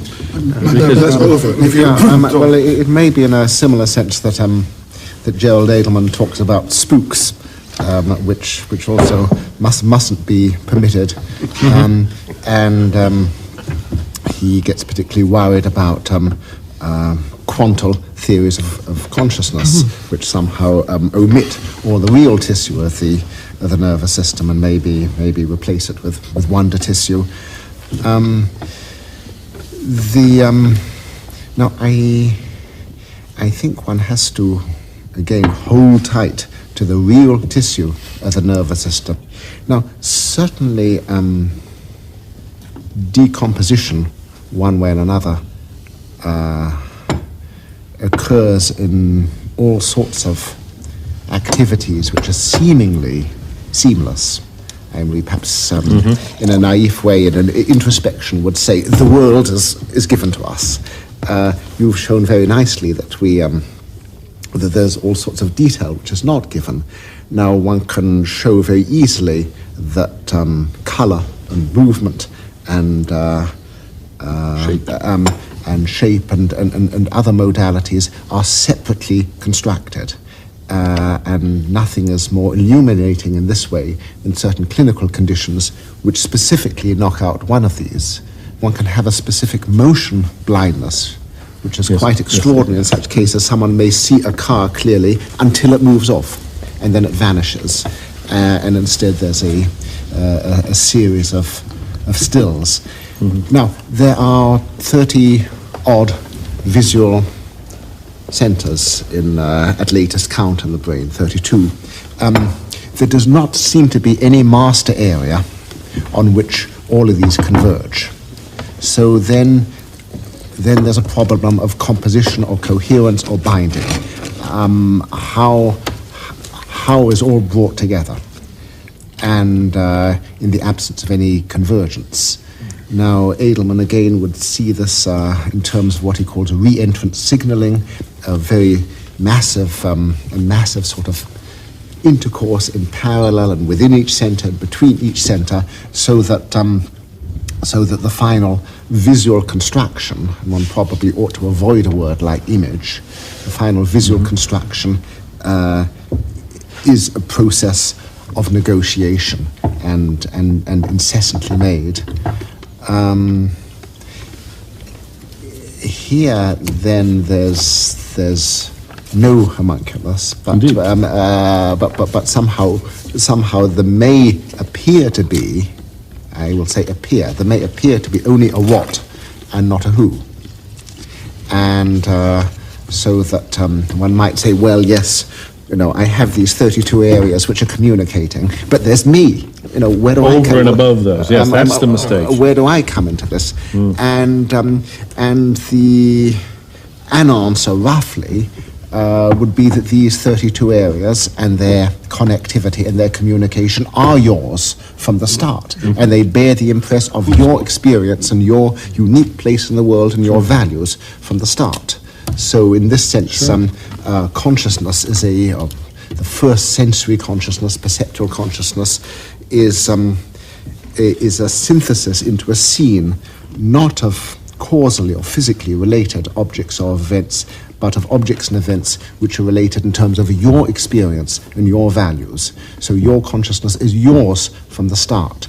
In a sense, but there is also the thinner sense still. There's a lovely story about Maurice Cohen at CCNY. A student in his class one day put his hand up and said, Professor Cohen, how do I know that I exist? And Maurice Cohen instantly came back, and who is asking? I mean, there is that kind of possession in which, as it is you who are the subject of all this. I mean, that question at least is settled. I mean, what the nature of the possession relation is, that's it, we can go into. I suddenly remember, Dan, you asking, can we become immortal?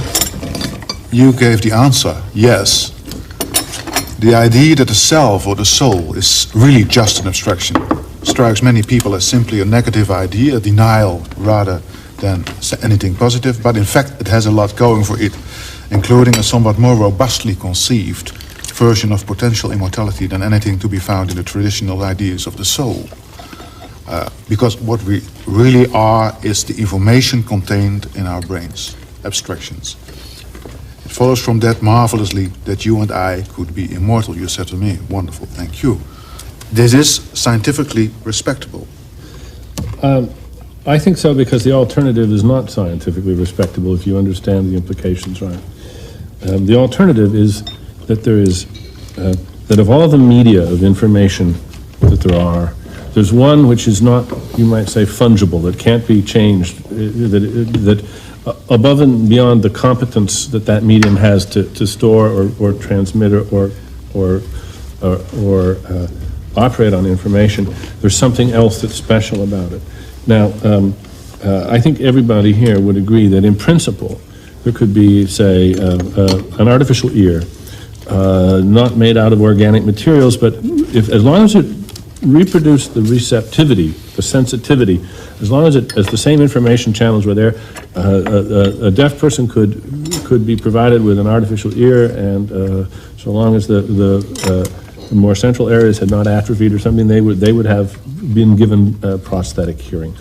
And the idea that we could replace any little bit except one, that there's one area in the brain where the self resides, and it's not replaceable, is, I think, a mystical idea, and I think it's simply a vestige of earlier bad ideas.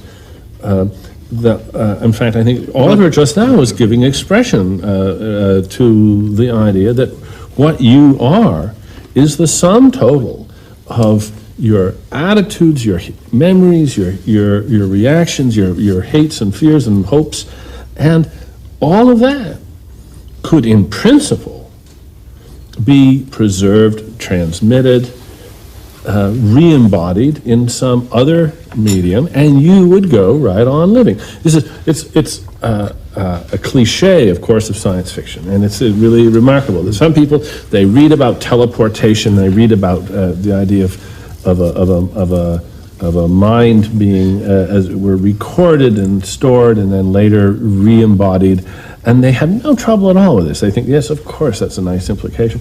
Other people just find this an utterly intolerable idea. I'm fascinated to see what these who find that intolerable would put in its place.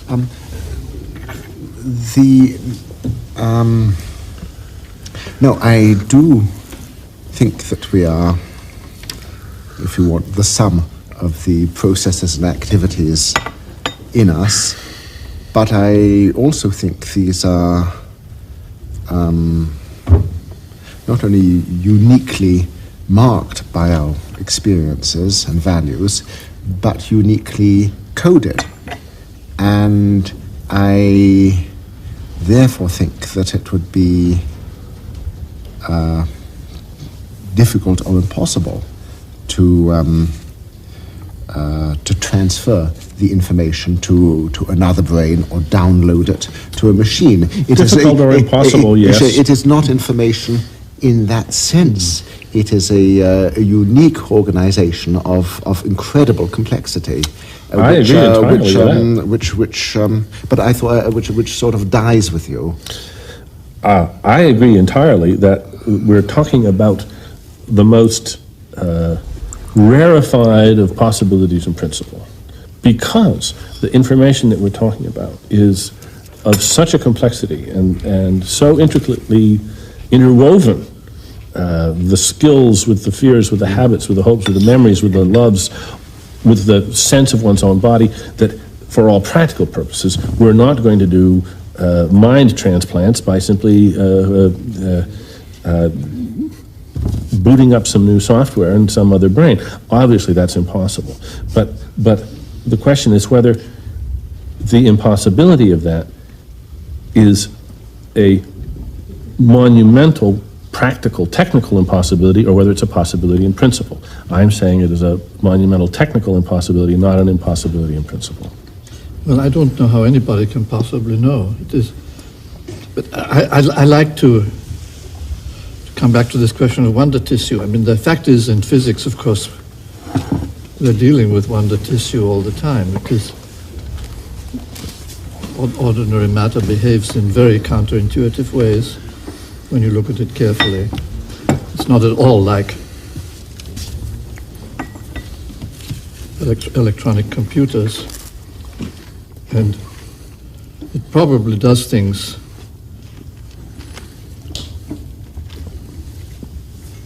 that are of some use to the organism. It would be strange in a way if our central nervous systems didn't in fact make some use of these very strange properties of matter. In that sense, I think it's not unreasonable that quantum mechanics has something to do with it. It is not that anybody yet has a model for a quantum mechanical neuron. What about healing and self-repair? Would you think that it would be unlikely that healing and self-repair could be explained without bodies making some use of the more startling properties at the quantum level? Oh, I don't think that would be difficult at all. What, you don't think what would be difficult? Healing and self-repair. I mean, that's an entirely, I would think, a much more mechanical in the old-fashioned sense process. I wonder. I mean, it's a non-trivial.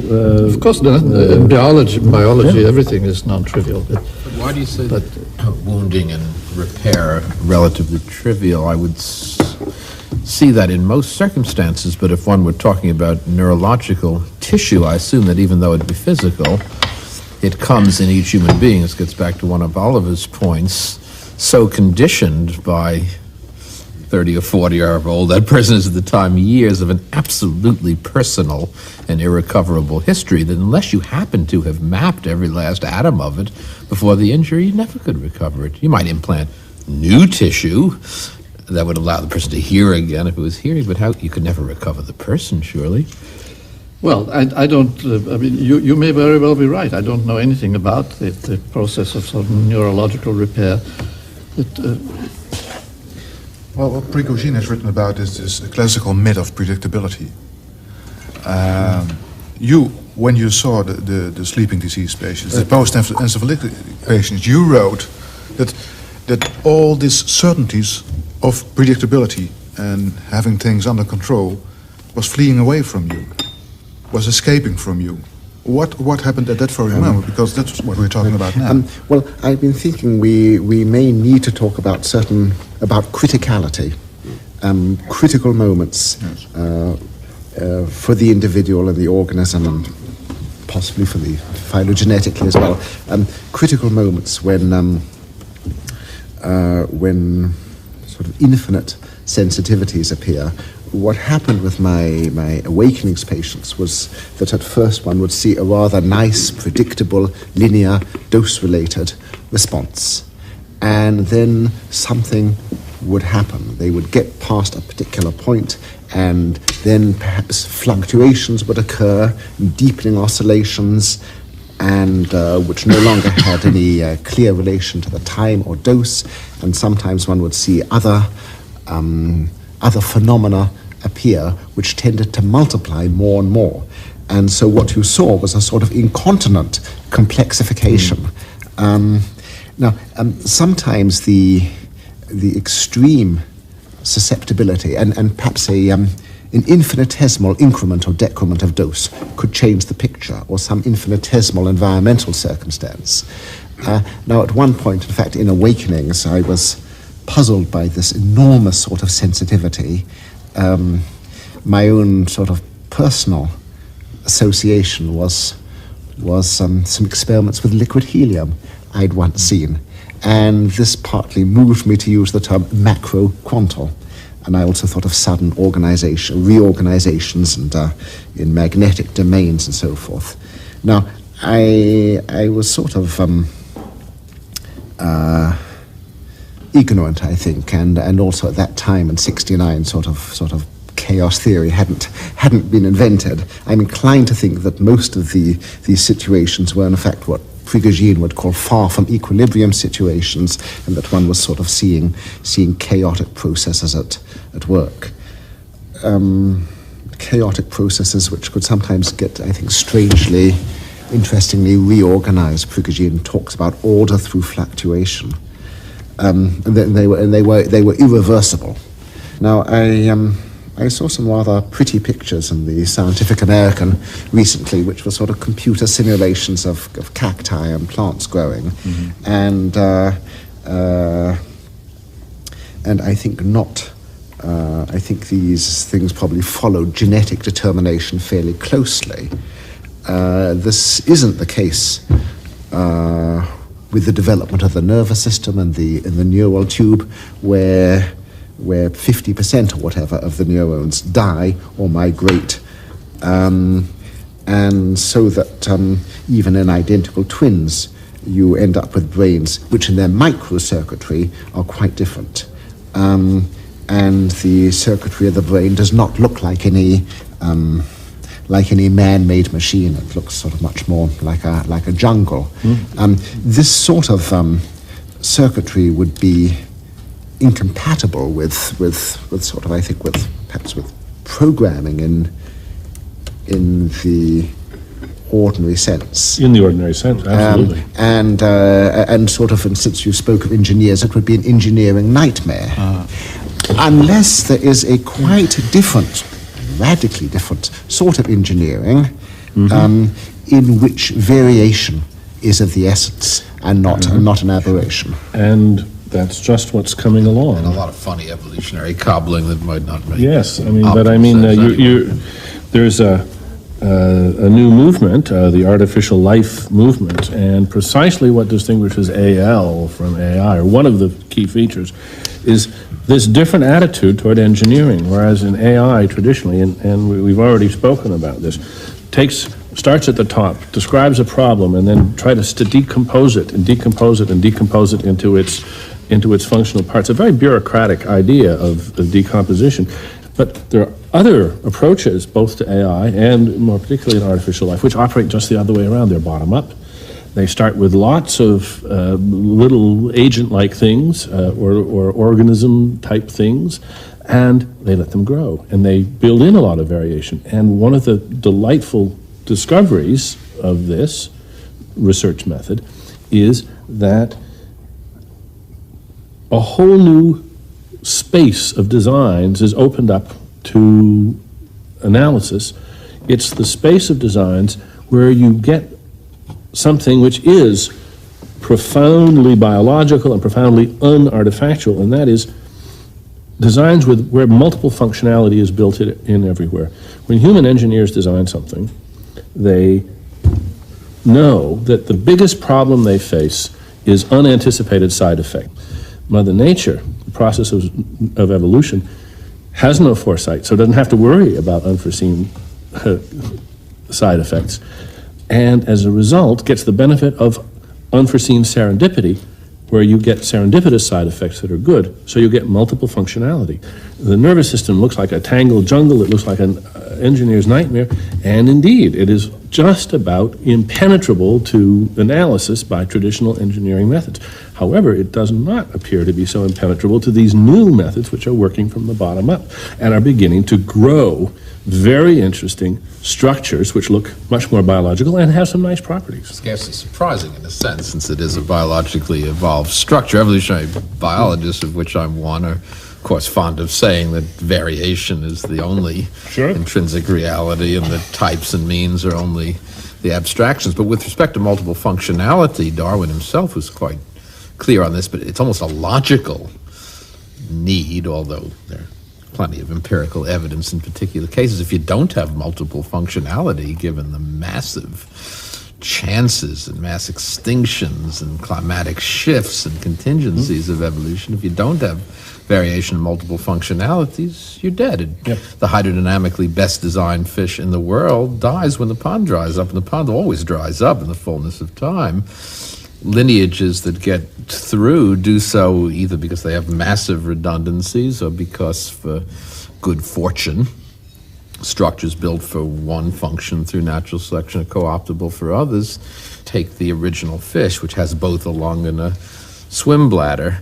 Both lungs and gills. You know, the only way it can evolve a swim bladder is that it turns the lung into the swim bladder and keeps breathing through gills. How could you ever get the bones of your inner ear, which are jaw bones in a reptile? That's inconceivable. Creationists say it's an inconceivable transition, because while the bones are moving from their articulating positions in the reptilian jaw into the mammalian inner ear, you'd have to have an unhinged jaw. But of course you don't. The intermediary forms have a double jaw joint. And once the double jaw joint is established, then the two old bones of the reptilian joint are free to move into the middle ear because functionality is maintained. There's always that massive redundancy. And what that leads to, of course, is organic machinery that is vastly non-optimal with respect to traditional principles of human design. I've remembered what I forgot, but I think it's probably another expression of this enormous redundancy or degeneracy, as Edelman calls it, and this is the great neural robustness of identity, so that you can have a remarkable amount of brain damage, either in specific areas or globally, and the person is still there. Or yes, but what is the person at that moment if you're lacking a complete set of information? To say, nevertheless, is there a robust identity? What is it? I want to tell a little story first, which is that when Henry James was in a terminal pneumonia delirium with a temperature of 105 degrees, and it was said that the utterances of his delirium were not only Jamesian, but they were late James. Which means they were incomprehensible. Full of unnecessary semicolons. But one sees with, say, something like Alzheimer's disease, that even perhaps when the person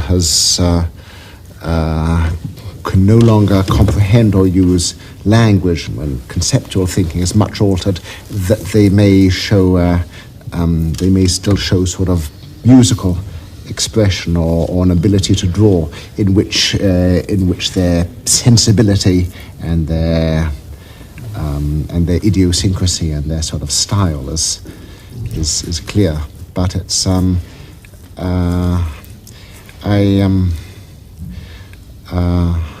a colleague of mine was writing a book on Alzheimer's disease, and I said to her, don't call it the loss of self. In fact, when she published the book, she called it the loss of self.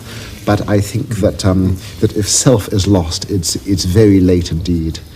And Well, and this basically because everything is an expression of self. Every gesture, every movement, every word, every thought, every predilection. Just in between, may I borrow a question from you of your last book, Consciousness Explained? Literally, fun yes. has not yet received careful attention from a philosopher. We certainly won't have a complete explanation of consciousness until we have accounted for its role in permitting us, and only us, I doubt whether that is true, but to have fun. What are the right questions to ask? Well, Stephen Jay Gould, Which any idea? animals can have fun, Steve? Dogs can have. Well, animals. Dogs can have fun. Cats can have No, I fun. think it's fun. It's a hard word. It is. Animals play, and play is also a loaded term, but I think there's no doubt that particularly juvenile mammals engage in a lot of purely exploratory behavior. Now, it may be functional in terms of learning. They tend not to do it after they become sexually mature, which I don't know what to call except play. It's interesting That it is reptiles don't do it, and reptiles amphibians don't do I it. don't. And birds There's a whole don't do it. literature. I'm not sure there's absolutely none, but if it's not none, it's close to none versus mammals. Occasionally, adult mammals will. There's a wonderful story that Schaller tells in his book on the giant panda. For example, pandas are probably the most boring animals in the world, though they are icons because they're so cute. And the main reason for that is they have a carnivore's digestive system, but they eat bamboo. It's hard enough to digest bamboo anyway, but with a carnivore's digestive system, so they have to eat it all the time. The way you track a panda, because they defecate continuously because it can't process this stuff, is you just follow trails of feces. So that's basically what pandas do. They're very, very dull animals. But Schaller once observed a panda slide down a hill on its stomach, on snowy hill, and then it climbed up to the top of the hill and slid down again. You can read that any way you want, but I'm not going to push that too far. But but I think it's pretty clear, and there's a very large literature on play in mammals that characteristically juvenile mammals play. By the way, all these studies of so-called language in apes are done on juveniles virtually. Of course. As soon as chimps become sexually mature, they lose all interest in it. So play is They also exploration. become dangerous. Play is probably functional. That's how you learn tasks. But I don't know what to call it, if not play. So I think that's legitimate in the evolutionary literature. But it's interesting, once we raise the idea of play and also of fun, I've been amused and interested to just ask people more or less point blank, which animal species, aside from human beings, do you think are capable of having fun? Not just of preferring being alive to being dead, but of having fun, being capable of having fun. And pretty well it's restricted to the mammals. Some people think birds can have fun. Some people share my sense that as it were, flight is wasted on the birds. We would have so much fun if we could fly. They apparently don't really have fun flying.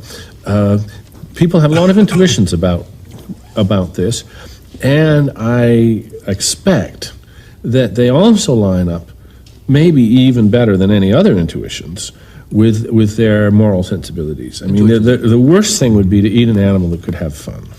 Intuitions are very historically bound. Paley, at the end of the Natural Theology, talks about how God has created katydids with their marvelous capacity for this joyous chorusing, which shows that all of nature is involved in endless delight. Self-delight, not delight for us. So. I'm sure I'm not the only one who's seen natural history films of, I think, otters sliding, and this is just the first thing that comes to my mind when I think of animals having fun is these otters scampering up the hill and sliding down on their bellies into the water and doing it again. But notice that all we'd have to change is one feature of that, and we would have a completely different sense of it. Fish at the bottom of the No. If we see them trudging up the hill and sliding down, I think our sense would be, this isn't fun, they're deranged in some way. This is some terrible obsession that they've got going here, and they're no longer having fun. They are caught in some hypnotic web. It wouldn't be fun. There's something about the excess energy expenditure that we think is essential to its being fun. If they were plodding up the hill, that's why we have ski lifts, so that we can have fun. It wouldn't be fun if we had to herringbone our way up the hills all the time. Yeah, this may come back also to the notion of spontaneity. I wonder, Freeman and Rupert are listening but not saying very much. Yeah. I was Why? thinking about baseball. I mean, it is probably true that humans evolved mostly by learning to throw rocks, and so baseball may have been very essential. That seems to persist in adult life. It's also a wonderful game. You said it. But you were thinking the last 2 hours about baseball, or No, just dreaming? Just now. I had a lot of thoughts about what we were talking about earlier, but not so many about fun. I don't want to go back necessarily. Well, what is your conclusion after all what has been discussed the last 2 hours, for instance, about consciousness? Well, it's just that starting with this, and we got into the whole thing about internalization, machine metaphors, breaking down into little bits. And my feeling is, you see, that we're leaving huge things out of the puzzle. They may or may not be related to these, the magic tissue or wonder tissue of quantum theory, which I liked very much what you said, Freeman, about, Dan may not want it in biology, but physicists deal with it all the time.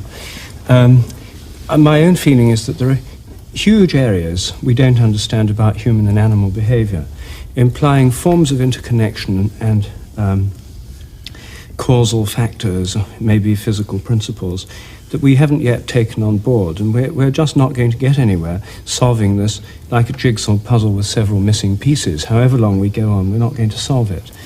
So my approach is to try and find what these areas might be and design experiments where one could find out more about them. One area, let me just mention one, in the realm of animal behavior, namely the homing of pigeons.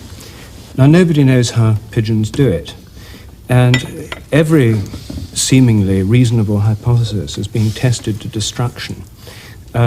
We're now in a position where it's just, I think the evidence points to there being some completely unknown means by which they do it. Some form of connection between the pigeon and its home that we haven't taken on board in our model making Don't about like the animal evidence behavior. of magnetic particles in the Yes. head and the... Well, this is what's satisfied. It's a pabulum for the last 20 years, magnetism. For the magnetic particles may exist in the head. The pigeons may be able to measure the dip of the magnetic displacement. You displace them north, the needle of the compass may dip. Move them due east or due west, the dip's exactly the same. The magnet won't help them in the slightest, even if they've got one. And How do you know they're working only on dip? even if they have a compass, if it's a compass, Maybe it's a compass. all right, give you a compass, parachute you into some unknown area. You've got your compass. Can you get home? I can get close enough to home until I pick up other signals, which is apparently Can what- you without a map? Oh, I have to know where I am relative to Oh, where of I've course, been. that's but, the problem. well, How do I you know don't- where you are relative Because to you've home? That is- migrated there once before. No, I don't. I doubt you could just take a pigeon in an airplane and drop parachuted randomly somewhere. But if you're You talking can, about, you can. Oh, This really? was done Is in the that right? Second World War, yes. In the Second World War, pigeons were taken routinely on Lancaster bombers. From the British Royal Air Force Pigeon Corps Is that so? supplied these pigeons. They were taken on Lancaster bombers. And the idea was if they were ditched in the North Sea on the way back from a sortie in Germany, then the navigator had released the map reference. They tie it onto the pigeon's net and let it go in case radio contact was broken. Thousands of lives were saved by these pigeons. Some were released in the middle of the night in freezing fog, 100 miles from land. And they got home. The really outstanding ones were awarded medals, and the record of these can be found in an amazing book called Pigeons in Two World Wars by Colonel Osman. And the meritorious performance list has about 500 examples of astonishing feats. They were literally dropped out of planes in the middle of the night, sometimes in the middle of the winter, in freezing fog, and they got home the next morning, and lives were Suppose saved. that you had a very simple strategy. that you flip a coin and you either fly due west or due east until you hit land, and so half of them then will come. Would come west and would arrive at England, and the other half would arrive in the You Netherlands. have to record the ones that don't make it, which these But experiments... in Yes, these and the point experiments, is- they do. They first of all, they observe the vanishing direction. They The point observe is, the which ones way that they- make it get the medals, and the other ones you forget about. But in experiments, there's been hundreds of experiments done. You see, every one of these ideas has been tested by serious researchers over long periods. And cloudy days, you know, they've been released on cloudy days. They've been released with their time clock shifted 6 hours or 12 hours by keeping them in artificially displaced day lengths for weeks. All these pigeons can home. They can home with magnets strapped on their wings or with Helmholtz coils over their heads. With the blindfolds on? Yes, frosted glass contact lenses. They've been released up to 200 miles away, and they flop down within a quarter of a mile of the loft. Many of them collide with telegraph poles near the loft, but most of them get home to the home regions. And I have a pigeon loft in Britain, and the key experiment, you see, all these theories, they see landmarks, the frosted glass contact lenses rule it out, the cloudy days, the time shift, the magnets on their wings. Every one of these seemingly reasonably remember the way out on the journey. That's been tested with pigeons anaesthetized, taken in rotating drums by incredibly devious routes. When they come round, you release them, they fly straight home. Well, all these theories have been tested. There's been years of research. Olfactory? Is there... Yes, they've had their nostrils blocked up with wax, they get home. They've had confusing smells like turpentine put on their beaks, they get home. And just in case that doesn't work, they've had their olfactory nerves severed, anosmic pigeons.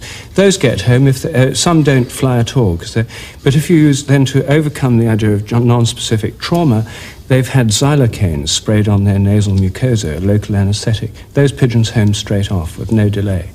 It's a fascinating literature. For 30, 50 years, 100 years, Charles Darwin suggested the idea in his paper in Nature in 1873 on the origin of instincts, that they remember the way out. And that was the first theory to be tested.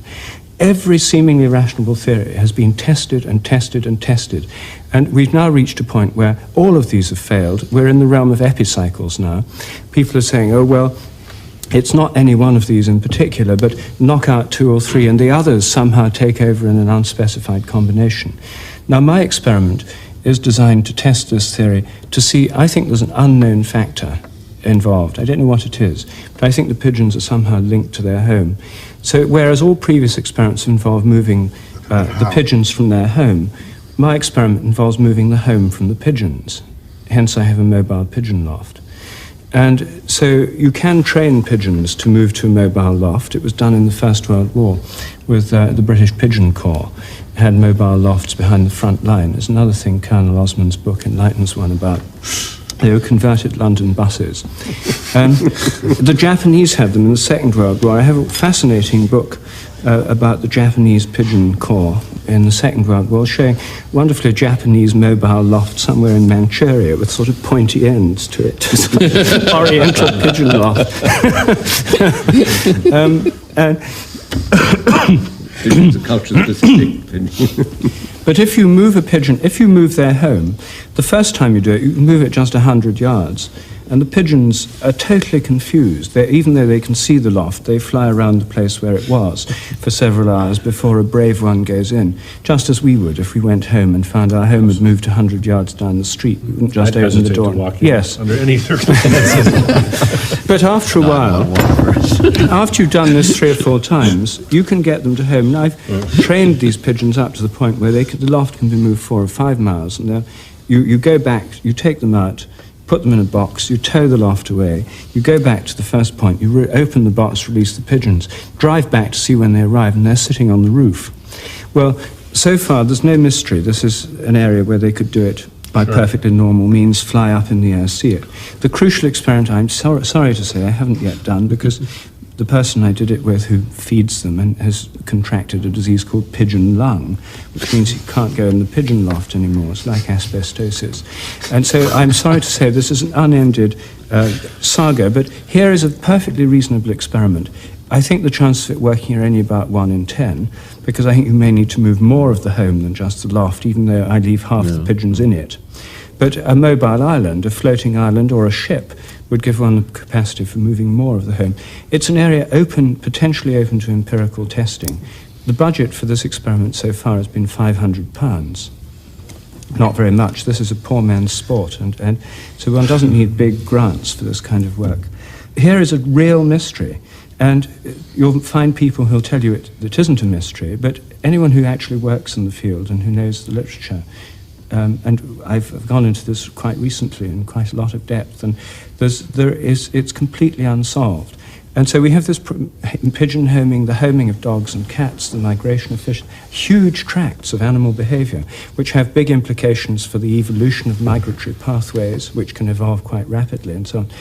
Large areas are unsolved, and these could have a great deal of relevance to the understanding of faculties of various kinds that we haven't taken into account. This is one example. I have quite a number of others. When you say this is a real mystery, do you mean this is a real problem? I mean it's a real problem. A mystery is something we don't understand. I don't think it's something we can't in principle understand. A mystery is something which cannot in principle be understood, whereas a problem in principle can be. Oh, well, I think in that sense, if you use the word mystery, I mean a problem. Right. I mean, I wouldn't be doing research on this if I didn't think it could be solved. Yeah. I mean the Trinity is a mystery. If you don't mind, I want to end up with science. But before, how has consciousness altered the world? Steve Toulmin, the more I read of history, the less I'm convinced that the events of the Holocaust were unparalleled. Rupert Sheldrake, you said to me, if you look at the reality of human behavior, then we find brutal massacre and killing of members of our own people is part of what people have done for a long time, and the so-called modern civilized world has done more of it than most. Stephen Gould, they said that Mengele whistled tunes from operas as he decided who would die and who would live. It's incomprehensible, but here it is. Freeman Dyson, talking about the Second World War. People in the concentration camp bureaucracy were simply taking orders from above, signing papers, writing contracts, getting all the apparatus to work to exterminate the Jews. Those were the people who were analogous to myself. It's killing by remote control, which is the cause of all this. If I conclude with a question Oliver asked himself, we seem to have astonishingly little idea of what basic human nature is like. Well, if we're talking about consciousness altering the world, what we are doing with it, where it's all about, Steve Gould. It almost takes a paleontologist to realize the magnitude of the issue. Think that life's 3.5 billion years old, and it's really only the last couple thousand years since we got numerous enough to build cities and establish the technologies that come from home bases and agriculture. Say 10,000 years. I can't measure that in almost every geological situation. That's a bedding plane. It's not even a measurable tiny amount of strata. And to think how much the surface of the Earth has been transformed through the mental activity of one species in this geologically unmeasurable moment, it's remarkable. Every time I fly in an airplane, look out the window, there are places like the great western expanses of the United States where you realize we haven't established hegemony over every little square inch, but to fly over the New York to Washington or Boston to Washington megalopolis makes you realize how powerful this is. With respect, though, to the issue of our cruelties, I think I'm not optimistic. I mean, our cruelty has immense power, but I'm not so sure that the overall record in almost statistical sense is really that bad. I don't want to go on for too long because this could rev me up, but Homo sapiens is in fact a very peaceful species as species go. I remember something Ed Wilson once said to me which stuck in my mind. He said that we call a species peaceful if, say, 60 hours of research have been logged on it and only 1 or 2 violent acts are noted. He said, but think of human beings. I mean, if you look at most human beings for 60 hours, you don't see any violent acts. You might see a parent cuff a child or speak harshly to someone, but the point is there are thousands of acts of kindness for every act of nastiness in the genetic and behavioral and mostly cultural program of Homo sapiens. The problem is that the acts of kindness go unrecorded. You can have in a community 10 years of work for racial harmony, which includes thousands of meetings and countless thousands of hours, and then there's one random murder across racial lines one day and it's all undone.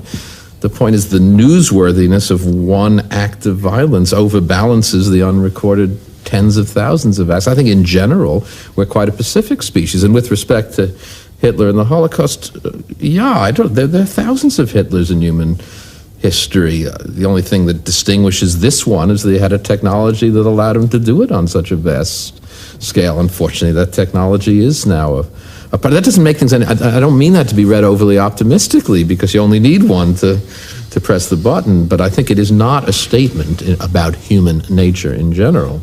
I think you've drawn attention to something that's terribly important, which is also in its way extremely hopeful, which is that we notice these violent things. You know, they stick in our minds. I mean, I was saying the things we remember about childhood are the things that almost never happened. Yes. You know, and here, you know, we know this is very important, the fact that we record these things. I mean, for instance, you know, we've been going through this enormous tizzy over something called terrorism. When you look into the record of the Lebanese terrorists, about half of them belong to one family. You know, I mean, the Hamadi brothers.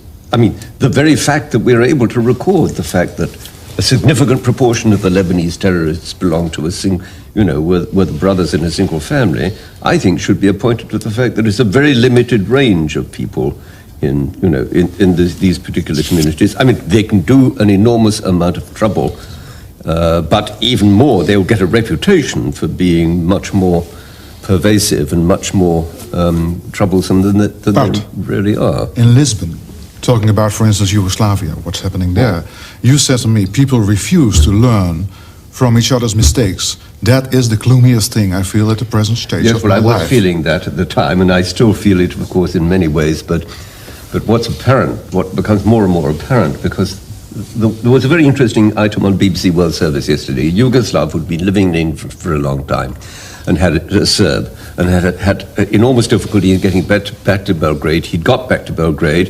He said, there's a crime wave here in Belgrade now. Why?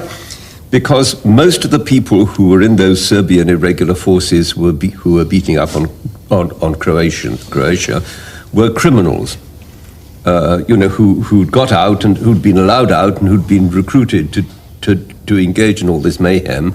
Now their occupation's gone because the war has moved to Bosnia. Now they're back in Belgrade, returning to their usual occupations. I mean, we really... I mean, we're always told about such hatred between the Serbs and the Croats and the rest. I don't think we have the documentation which allows us to know just how widespread this is. There are clearly enough extremely beastly people who have set their minds on breaking up the situation to break up the situation, but it doesn't have to be. You talk about beastly people. Freeman, you said it's not about beastly people, it's about common, little, ordinary people working in, for instance, a bureaucracy in the Second World War. The real evil is bureaucracy or bureaucratic. I was speaking specifically about the Holocaust. I mean, what goes on in Yugoslavia is very different. It's much more face-to-face, people actually slaughtering each other face-to-face, which is, of course, an old pastime, but is quite different. Yes, but think back. What you said, we have broadcast a film just 2 weeks ago about you and the situation in Bomber Command. Yes, well, that, of course, was the modern way of doing it, but which is something new when it's done bureaucratically. But what we see in Yugoslavia is the old way of doing it. Mm-hmm. The most frightening book I think I've ever read was Hannah Arendt's book on totalitarianism, especially the last part of that. And I had an odd dissociation when I was reading it. I thought I was reading the history of a hideous species, a hideous alien species. And then I suddenly thought, no, this is us. But having said that, I can also believe that this is a relative rarity, and that we may biologically be a fairly peaceful, decent species. When I read someone like Alice Miller on the transmission of neurosis from generation to generation, I find there's a sort of dramatic and even melodramatic power in this. But I don't think she is talking about the. I think she is generalizing from pathology. I am much more reassured by someone like Winnicott, who talks about good enough mothers and good enough parenting. I think that if we have, mostly I think if we have good enough parenting, we're okay. Rupert, I remember you talking about the present order is doomed. If we have an extrapolation of present trends, we have a kind of apocalyptic scenario within 10, 20 years. Well, I think many people think that, and I think the present order is doomed. I think the interesting thing is the degree to which the whole of the Western model, both Jewish and Christian and secular, is based on this apocalyptic scenario, this apocalyptic model of history, with one form or another of a direction in history coming to a replacement of the present order of things with something else. In the communist view, it was the withering away of the state as a kind of utopian or millenarian end to history. In the biblical view, it involves catastrophic events of destruction, earthquakes, fires, plagues, diseases. And there's a sense in which many of us expect that kind of thing, at least unconsciously, I think. So the question is, to what extent is it a self-fulfilling prophecy? Well, I think to a large extent, myself. I suppose I'm the only survivor from the 30s here. I mean, it was growing up in the 30s. I have exactly the opposite feeling that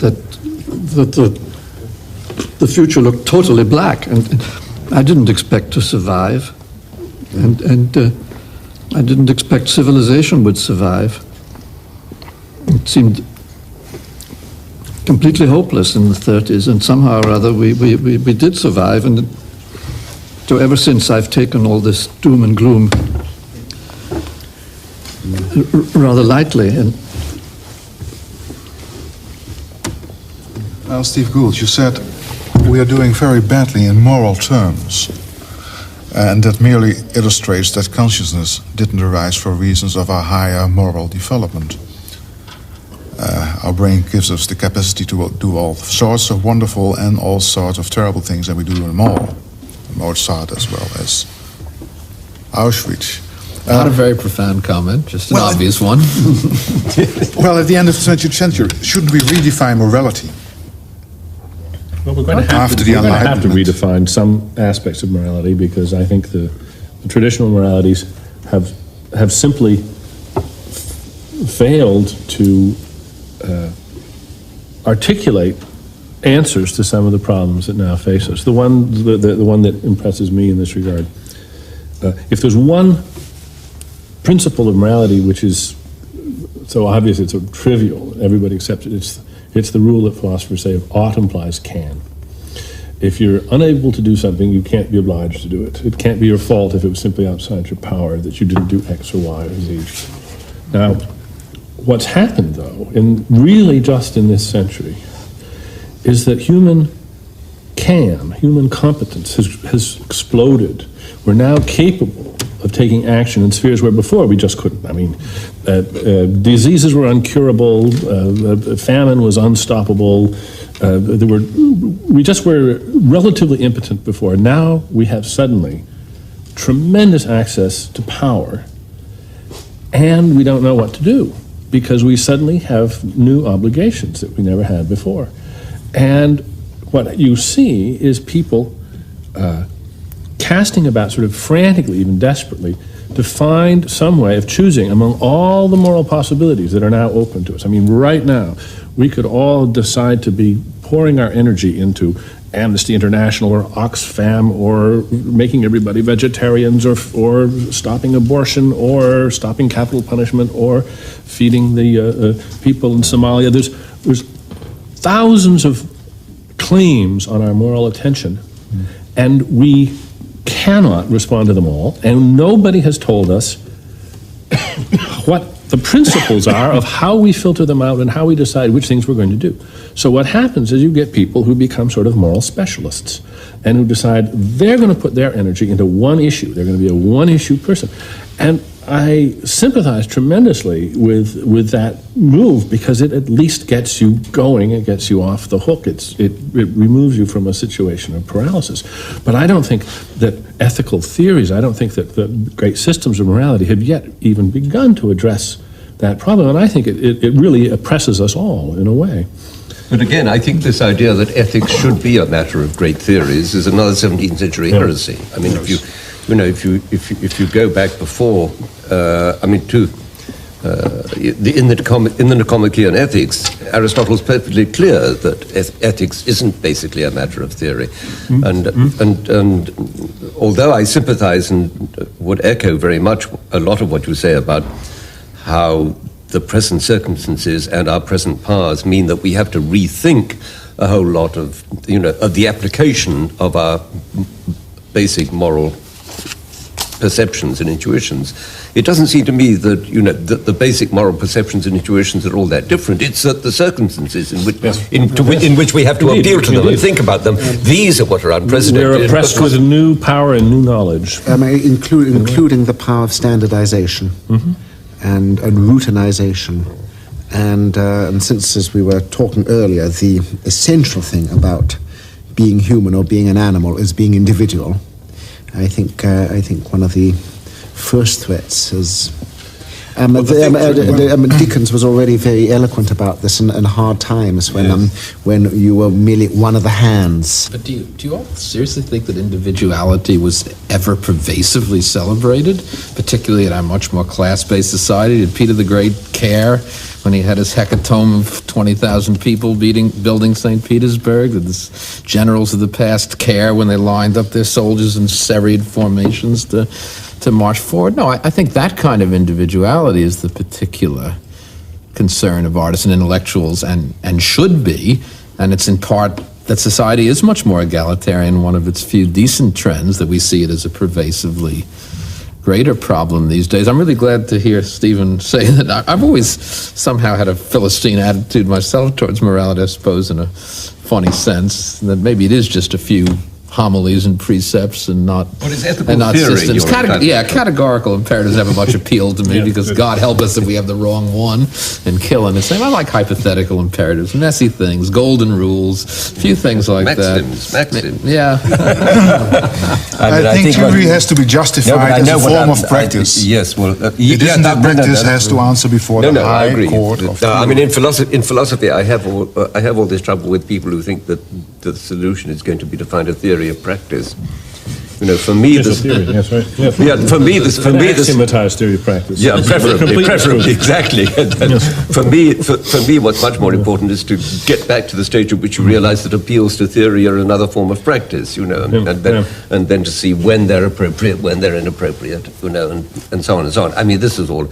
It was a rather intellectual, superficial thing I had in mind. Though, on the other hand, one can certainly take it in a kind of Quaker sense and say that the doctrine doesn't matter so long as we have enough to deal with on a practical level, that we shouldn't be distracting ourselves too much by racing off after doctrines which don't have any relevance to all these monstrous things we have to do, of which we had that list. Rupert, are you there? Well, I think that it's quite clear that our problems have a lot to do with the way we think, and I don't think it's possible to change what we do without changing the way we think. And the problem is that nobody really has an alternative model at the moment. a lot of people realize this is ecologically disastrous, this way of going on. It solves certain social problems but creates others. The Greens have probably the most radical critique of this, but they don't really have a viable alternative. So I think it's awfully hard to know what to do at the moment because we don't hardly know what to think about this complex of problems. So I think in order to... So inertia? No, I think we have to look for things to do. There are certain pretty obvious things to do. More recycling, less consumption, and so on.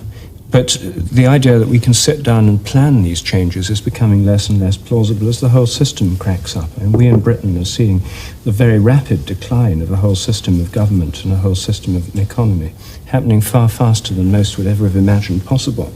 And the trouble is that when all these traditional bureaucratic instruments and government institutions begin to crumble, there's nothing really to take their place at the moment. So no one quite knows what to do. I think that seems to me the big problem. We don't have a model for a post-industrial world order. Better a bad ideology than no ideology. Well, I think so. What happens is that you get all the ideologies are now discredited, aren't they? I mean, If only. It seems to me that the really serious problem, the one that we have to make progress on before we can find a new ecological world order, we have to figure out what to do about those societies on this planet that have no sense of the free exchange of ideas that are rooted in fanaticisms of one sort or another, or just of dogmatisms which are traditional and honored and respected, but which make the rational discussion that we are all just taking for granted around this table make it impossible. Now, for me, I think that's the first problem we have to deal with, and I don't see any way of dealing with it that isn't to some degree upsetting. There's no way that you can deal with this that doesn't upset, shock, hurt some people. But it has to be dealt with. Otherwise, you're left in either just grotesquely imposing a solution that we in our rationalistic world figure out on these other people, or simply caving in and letting, and in a way which I think is even worse sort of paternalism, letting them proceed with an ideology which we ourselves think is bankrupt, and just sort of tolerating it. And it's a problem. That's why I was impressed by this. I think what Rupert is describing is indeed the withering away of the state, but not exactly as Marx had it in mind, but that effective action will become increasingly local and increasingly non-governmental. That's why, to come back, I think the non-governmental organizations are in some ways express the conscience of humanity and point directions for us that governmental organizations have become discredited for. Tolstoy is fascinating because it's clear that for him, the world of morality, the world of moral relations, was limited by the distance that you could walk or at most ride a horse. The world of moral relations was the world of the relations you had with the people that you were in daily touch with. They were the only people to whom you seriously had moral obligations, who had claims on you, and the rest. Perhaps we've been too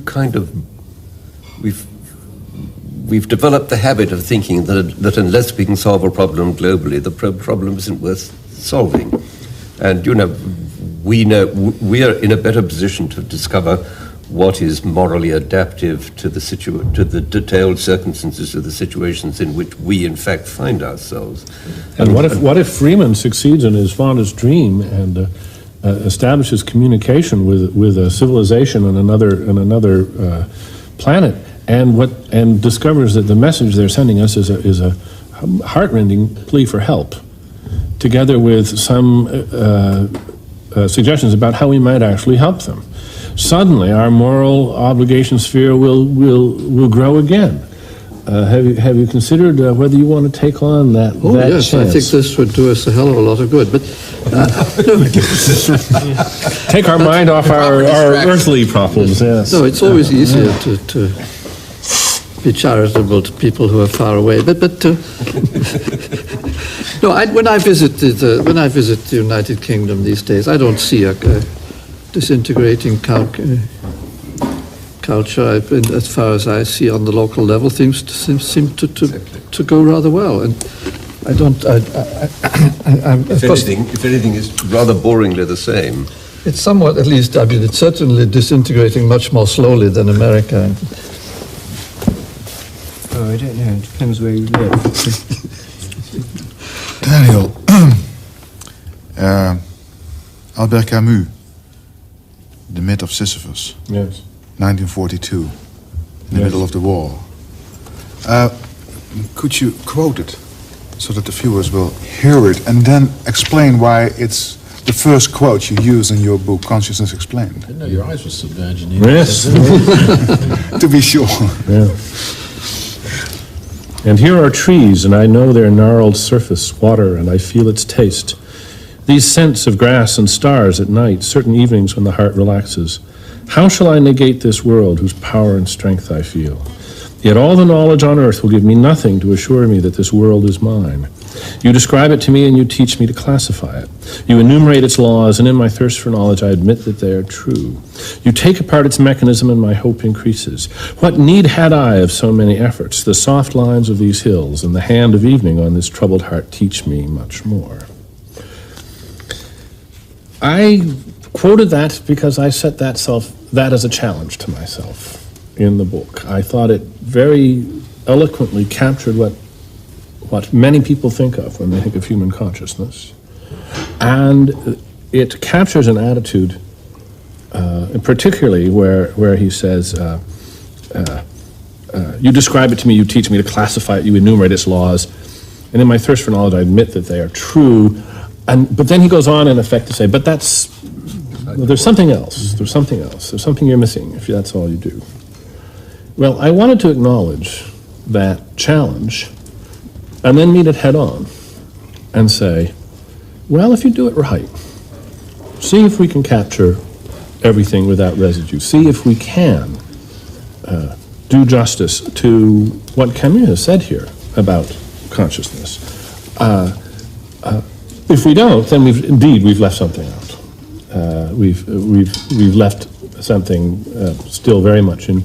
Well, no, we may have left some things in need of explanation. There may be other things that Camus is suggesting don't need to be explained.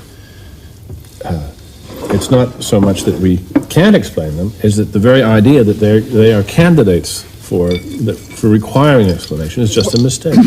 It seems to me there's been a wave of anti-scientific and anti-rational books in England and elsewhere recently, which see science as a great spoiler of human life and perception. Perhaps this is your point, Dan, yes. And in a way sort of say that the poetic outline of the hill is threatened by any theory of hill formation or whatever. Exactly. There's a rather nice example given, which I think is given either by Helmholtz in the little autobiography he wrote towards the end of his life, or maybe in some account I read of how he was with some friends in the Alps and a storm blew up.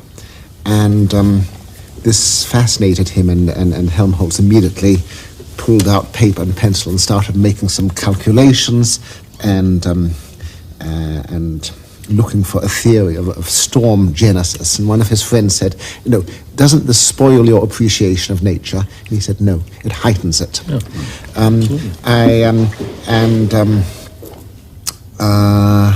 And sort of the more one, I said before, it's Mozart seems to come from heaven, but I think the more, although one can enjoy Mozart infinitely as a naive listener, being a sophisticated listener, it's even better.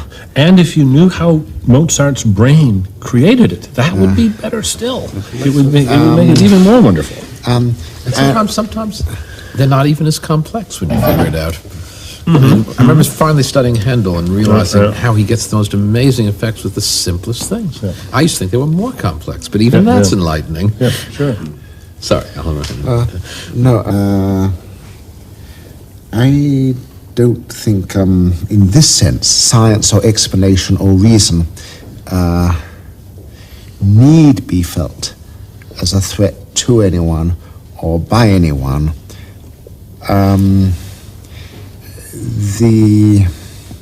If mystery has a place, it will keep it.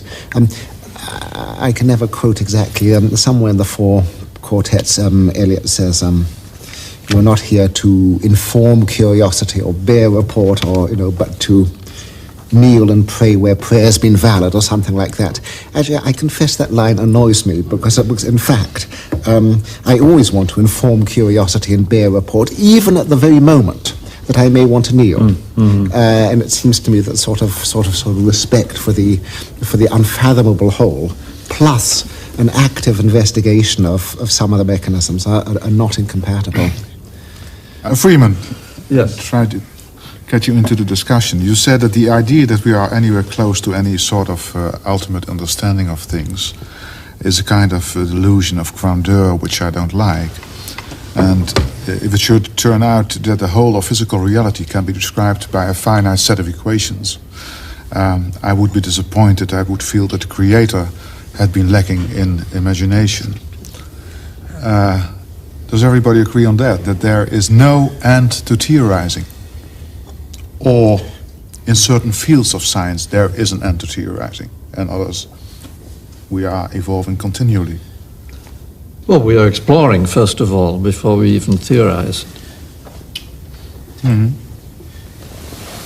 How do you explore before you theorize? Well, you just go out and see what's there. But I mean, that was in the old days, but nowadays We're still doing that. No, I mean,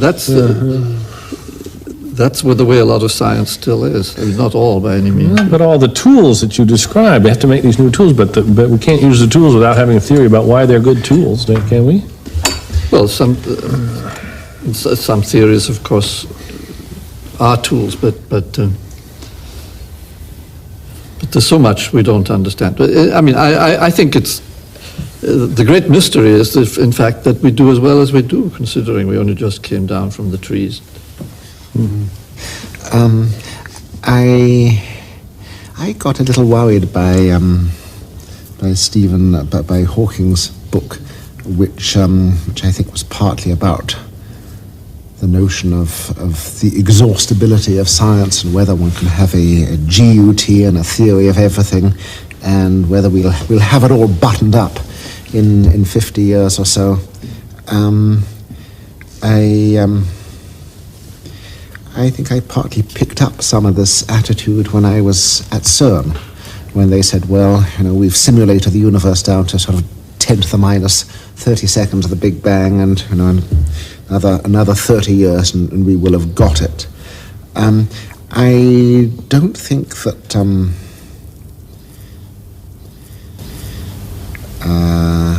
I like to think that every solution will reveal a wider horizon and a range of problems one may not even have thought of.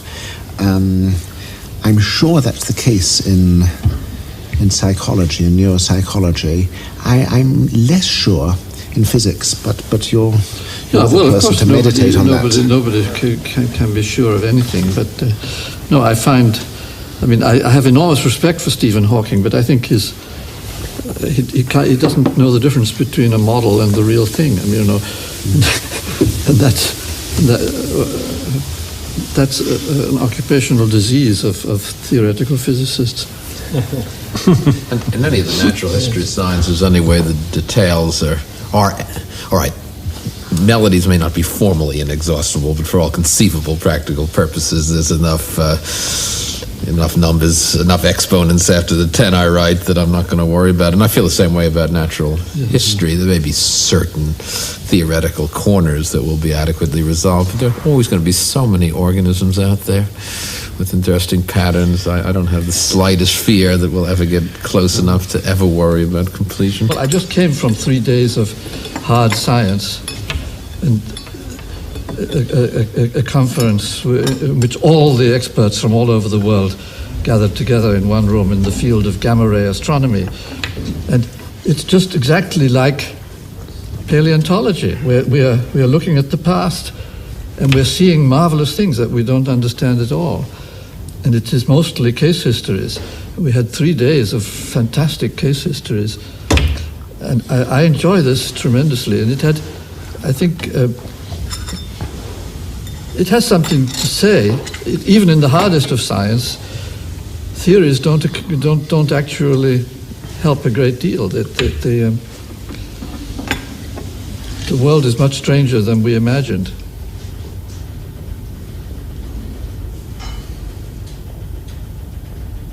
Well, this is a starting point. You're stopping, but the world is stranger than we imagined. Yeah, I mean, like the universe is. Yeah, even in very hard parts of science, which this is, we're not even close to understanding what's going on.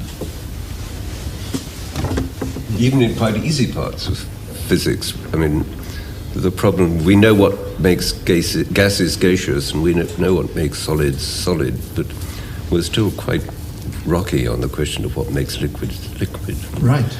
You know, so, I mean, I think it's very important that people understand that the things that we don't understand include some of the most elementary and everyday things. In fact, particularly those. If you look at almost anything that's plainly obvious and look at it in detail, you find we don't understand it. The people at CERN are in the position of a horse wearing blinkers and only being able to see a very small patch of the road in front of him. They're constrained by their machines to look at very, very narrow questions. Luria was very fond of quoting something of Lenin's, although in general I think he was not a Leninist, but the maxim being that science is the ascent to the concrete. And this is a very interesting and paradoxical thing. And and perhaps some of the, we are saying now that in a sense we need a science of individuality, a science which allows us to comprehend how each creature, and particularly each human creature, sort of makes its own path. I'm fascinated by Nagel's essay on what it is like to be a bat. You seem doubtful whether that was a sort of a legitimate concern of science. No, on the contrary. I think that science can address these issues. And is addressing the issues. And in fact, there's a sort of illusion of subtraction that's going on, where people say, well, you've got that little bit, but there's always this residue you haven't gotten. You get a bit more and say, well, you got that, but there's still... And they keep inflating the importance of the residue because it's all they've got left is the residue. And they should instead relax and not view this as some sort of Maginot line which science will not cross. I think that's just a very fruitless way of thinking about it. I mean, science is extremely low in public esteem now. I mean, science funds are cut year after year by the government. Right. The scientific community is extremely demoralized. The swing against science in the schools is huge. No one wants to be a scientist. That's terrible. You can't get a job. You're held in low esteem. And in any case, it's seen as responsible for pollution, nuclear disasters, and so forth.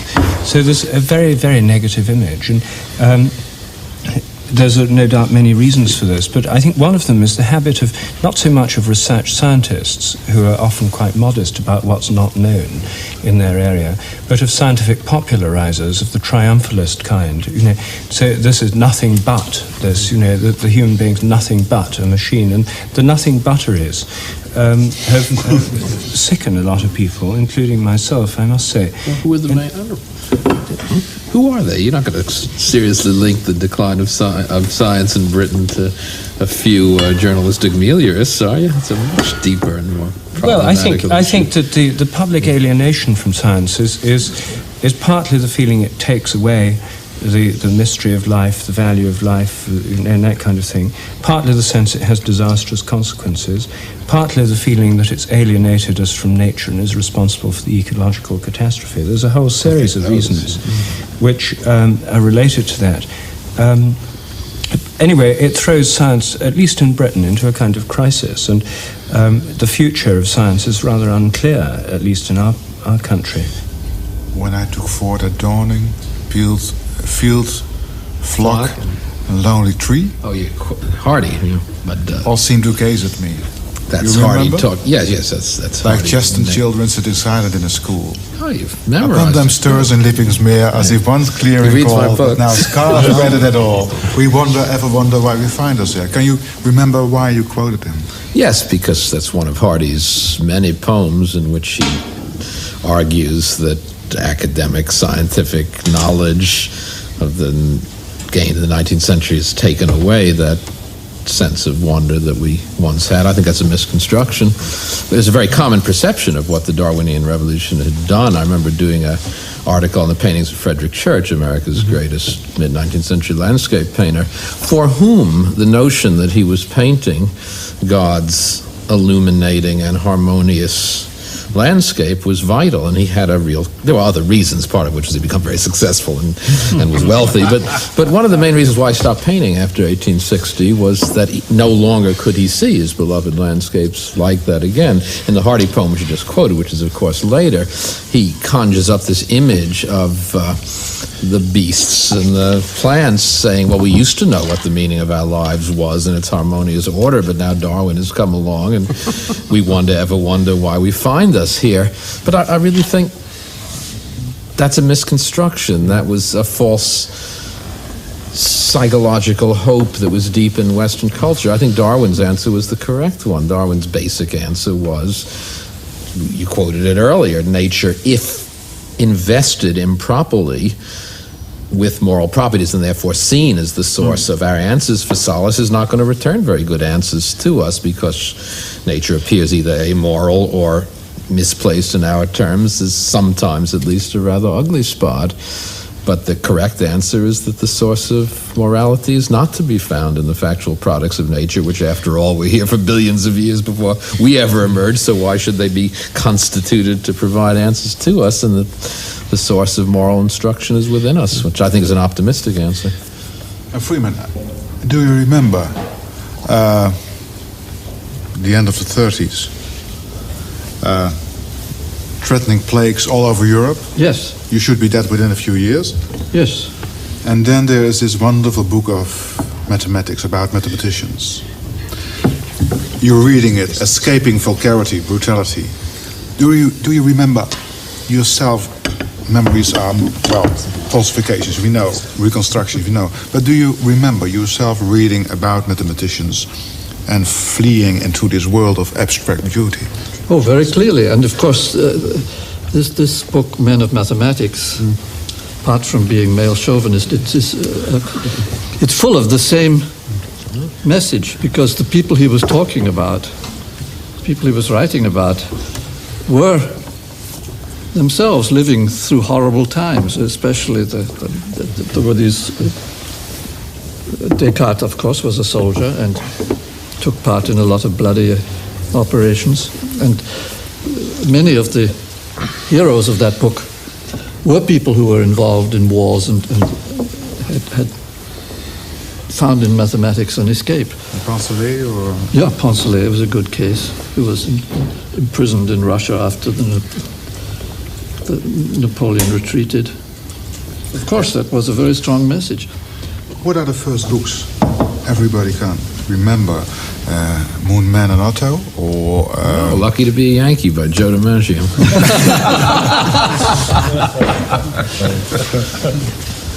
No, books. Dan, do you remember the first book that's coming to your mind? Ever say the first book you have been reading? Or the most important book? Well, I'm sure this is not the most important book, and I probably am recalling it now. Almost certainly I'm recalling it now because I recalled it just a week or two ago. A book that I loved in my childhood was a book called Paddle to the Sea, which had these wonderful drawings in it. And it was about an Indian boy who made a little birch bark canoe. I mean, he just carved it out of wood, and he painted it all up, and there's a little Indian paddling it. And on the bottom, he put a little brass plate. And he said, if you find me, put me back in the water. I'm on my way to the sea. And he was up at the end of Lake Superior, and we traced this boat, which gets blown by the wind and so forth, and goes through the Great Lakes and eventually gets out to the St. Lawrence Seaway. And it was just something wonderfully. The illustrations were brilliant, and the story which completely captured my imagination as a sort of wonderful quest and an exploration of geography and how water works, I suppose. And it didn't turn me into either a geologist or a marine biologist or it turned me into a canoe paddler, though. Oliver, any specific book you're remembering? I loved the Just So stories. I think I must have been in the Jungle Book. My middle name is Wolf, and I think there was some part of me which liked to identify with the Wolf Boy. Somehow this was seen as a sort of as cleaner and better and nicer than being human. So, of course, coming back to language and consciousness, one of the things which Kipling does is to endow all the animals with language. Absolutely, yes. And so it has it both ways. But, I think probably the Jungle Book. Did they speak to each other, the animals? They do. Yeah. Yes, in the book, yes. but in your fantasy. Yes. Pictures first formed in consciousness are the most important, as you know. Right. No, and I found it sort of difficult and disillusioning to realize that animals didn't speak to one another.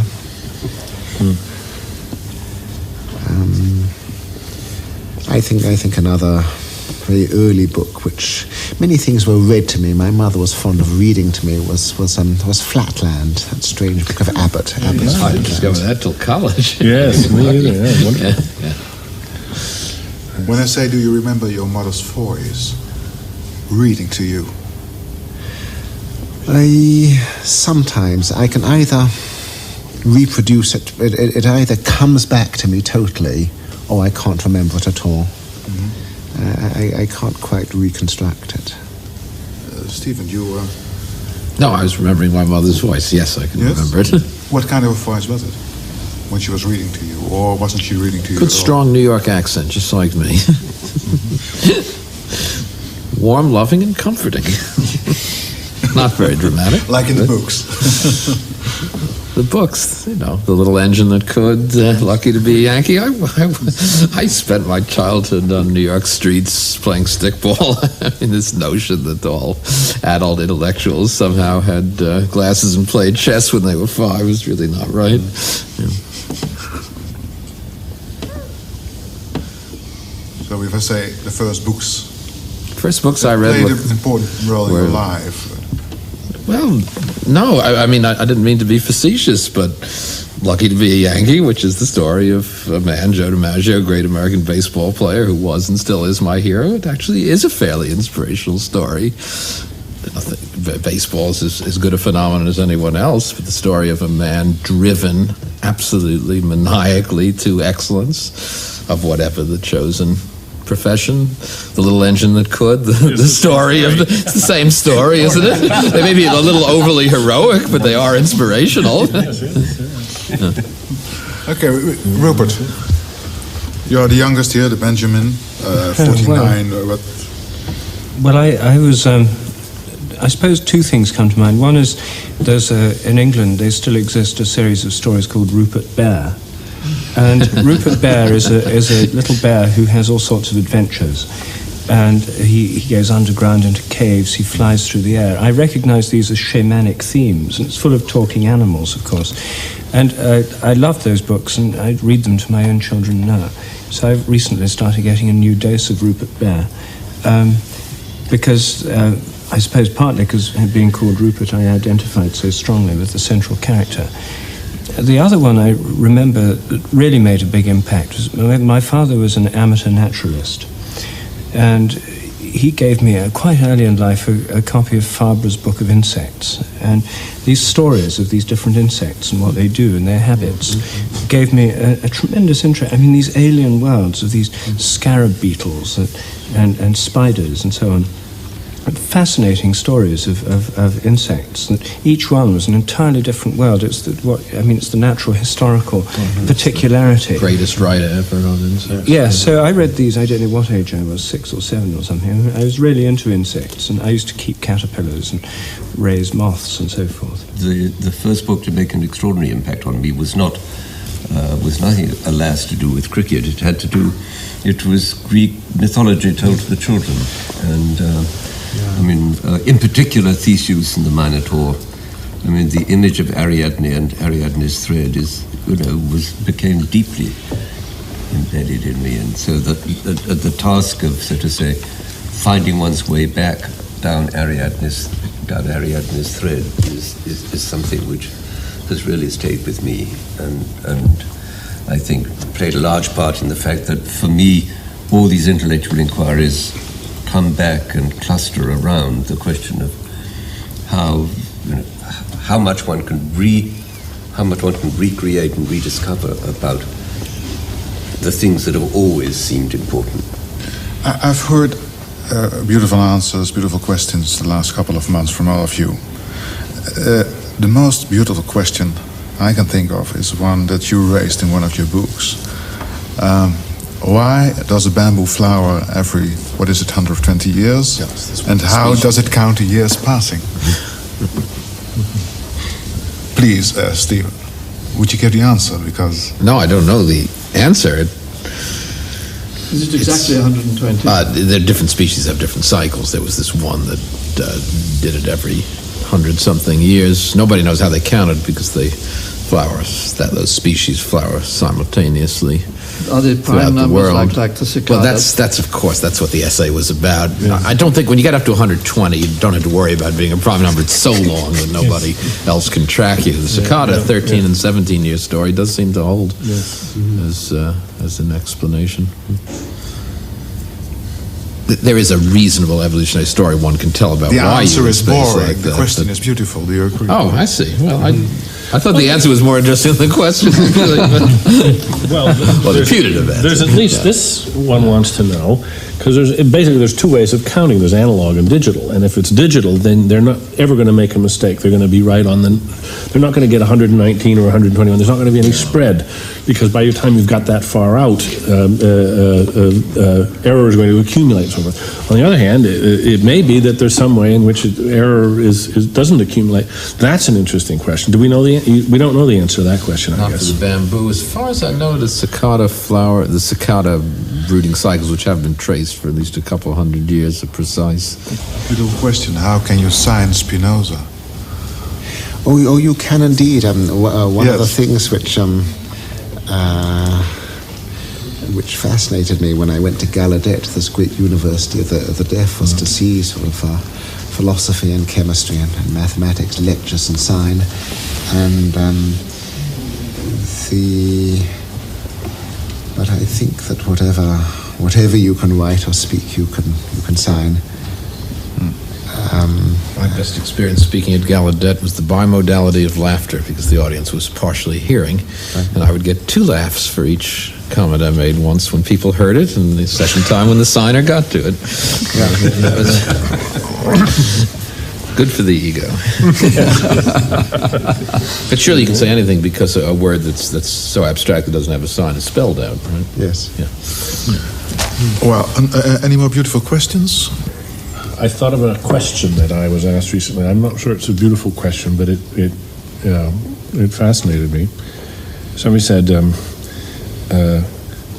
which would you prefer, to write something that was so right and so clear that everybody thereafter just accepted it, took it for granted, and hence, as a result, in 20 years, nobody would ever bother mentioning your name again because it was just had entered into the culture? Or would you rather be like Kant and write a book which was so obscure that you'd be immortal because it would be studied and studied and studied for centuries? And I think that does represent a genuine tension in the world that we inhabit. And one has to face the fact that the cost of the first course is, in a certain sense, oblivion, an honorable oblivion. But my answer, but only after a little soul searching, was I guess I would prefer the former, even though. But Dan, you steer it in such a way as you gain an eponym out of it, so it becomes Dennett's law. You say that. So. Well, in the sciences, to change with time. That's right. Yes, right. That's one of the. That's right. You hope for that. Philosophers never get that sort of glory, though. Well, what kind of a day was it? This little reunion, or?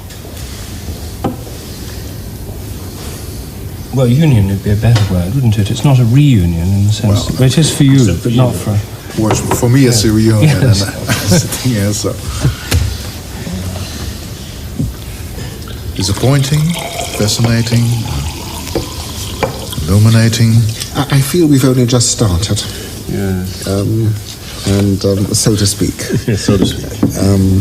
But perhaps. But that's perhaps a feeling one needs to have in life that one has just started. No, I just came from some very exciting meetings in the last four days, and I was thinking, first of all, that the people there were mostly young, and a lot of them were women. This was somehow lacking here. It's true. I had a day of reading yesterday when I had a big packet with all of your books, and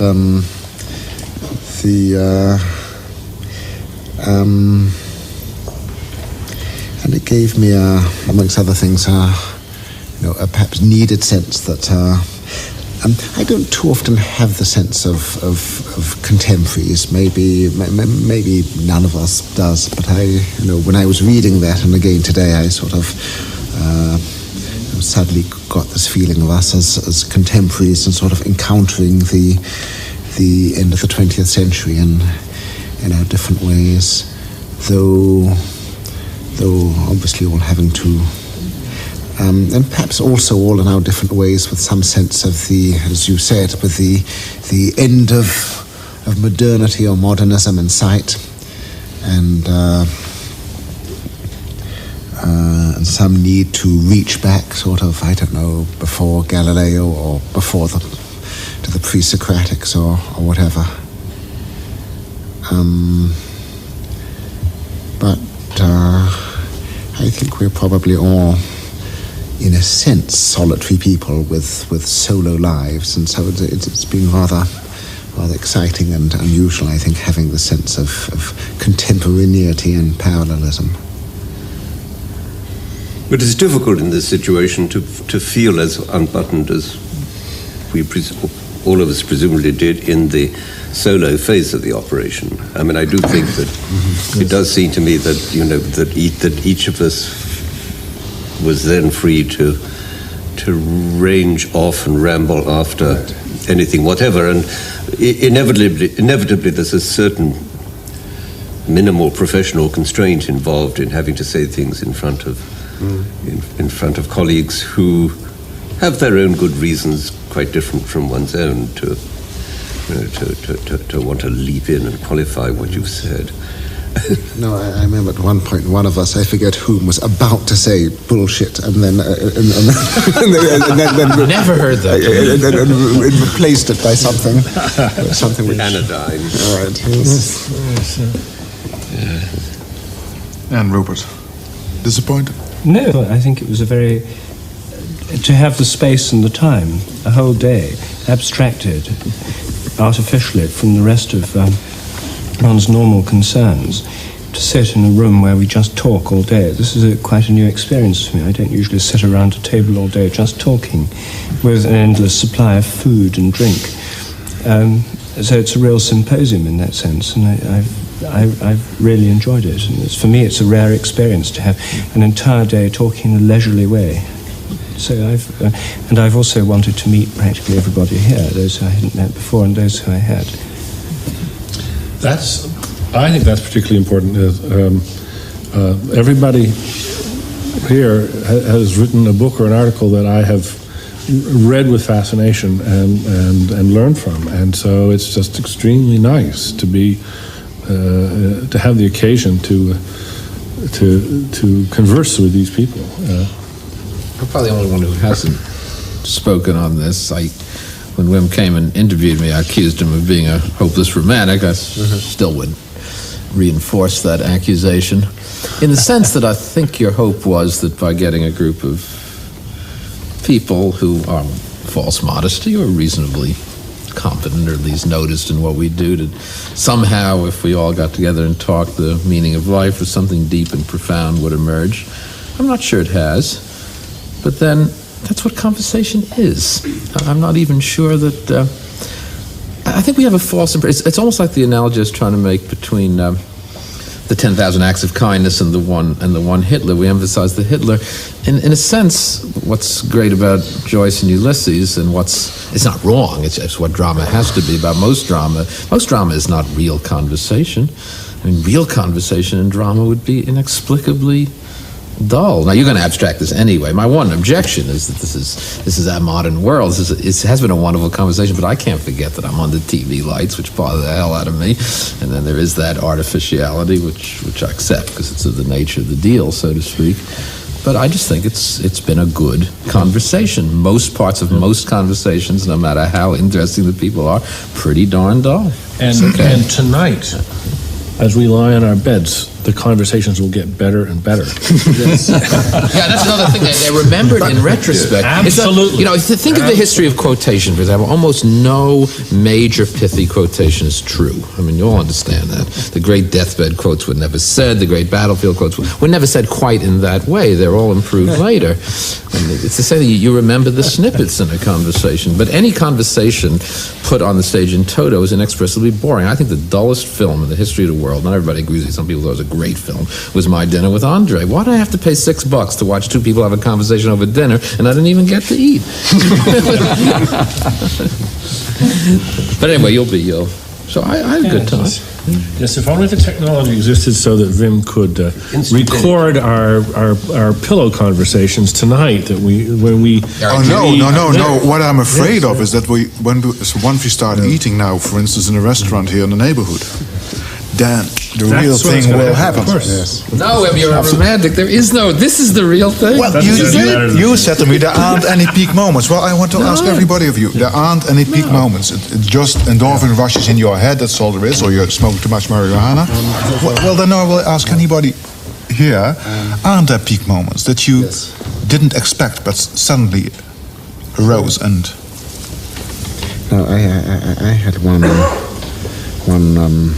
grand evening in conversation. It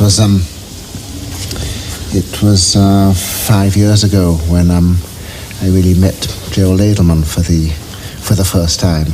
I had struggled with one of his impenetrable books, and got a feeling of significance coupled with frustration and bafflement, and but then we found ourselves at a conference together in Florence on memory, and after that we had dinner, and there was a paper tablecloth, as there often is in Italian restaurants, And he got me to sort of telling stories, which I love doing. I'm basically a sort of a storyteller. And some of these stories and experiences he then interpreted in terms of his theory, and suddenly everything started to make sense, or seemed to start to make sense. And I had a feeling of meaning being given its role back in biology, and of some sort of mechanical and mechanistic and computational model of the mind, which had frustrated me for years as being replaced. I had the sudden sense of a possible science of the individual, and when I walked back, this is going to sound absurdly romantic, but there you are. These moments happen. The moon was shining over the Arno, and I thought that was very, very beautiful. And I had a great sense of happiness, and I was delighted to be alive. And I thought, I'm glad to have lived to the dawn of this theory. Now, I will say that a certain amount of disillusion has set in since then. However, that was a wonderful sort of evening, and most of my experiences of that kind have been with books, but that was with a real person and over dinner.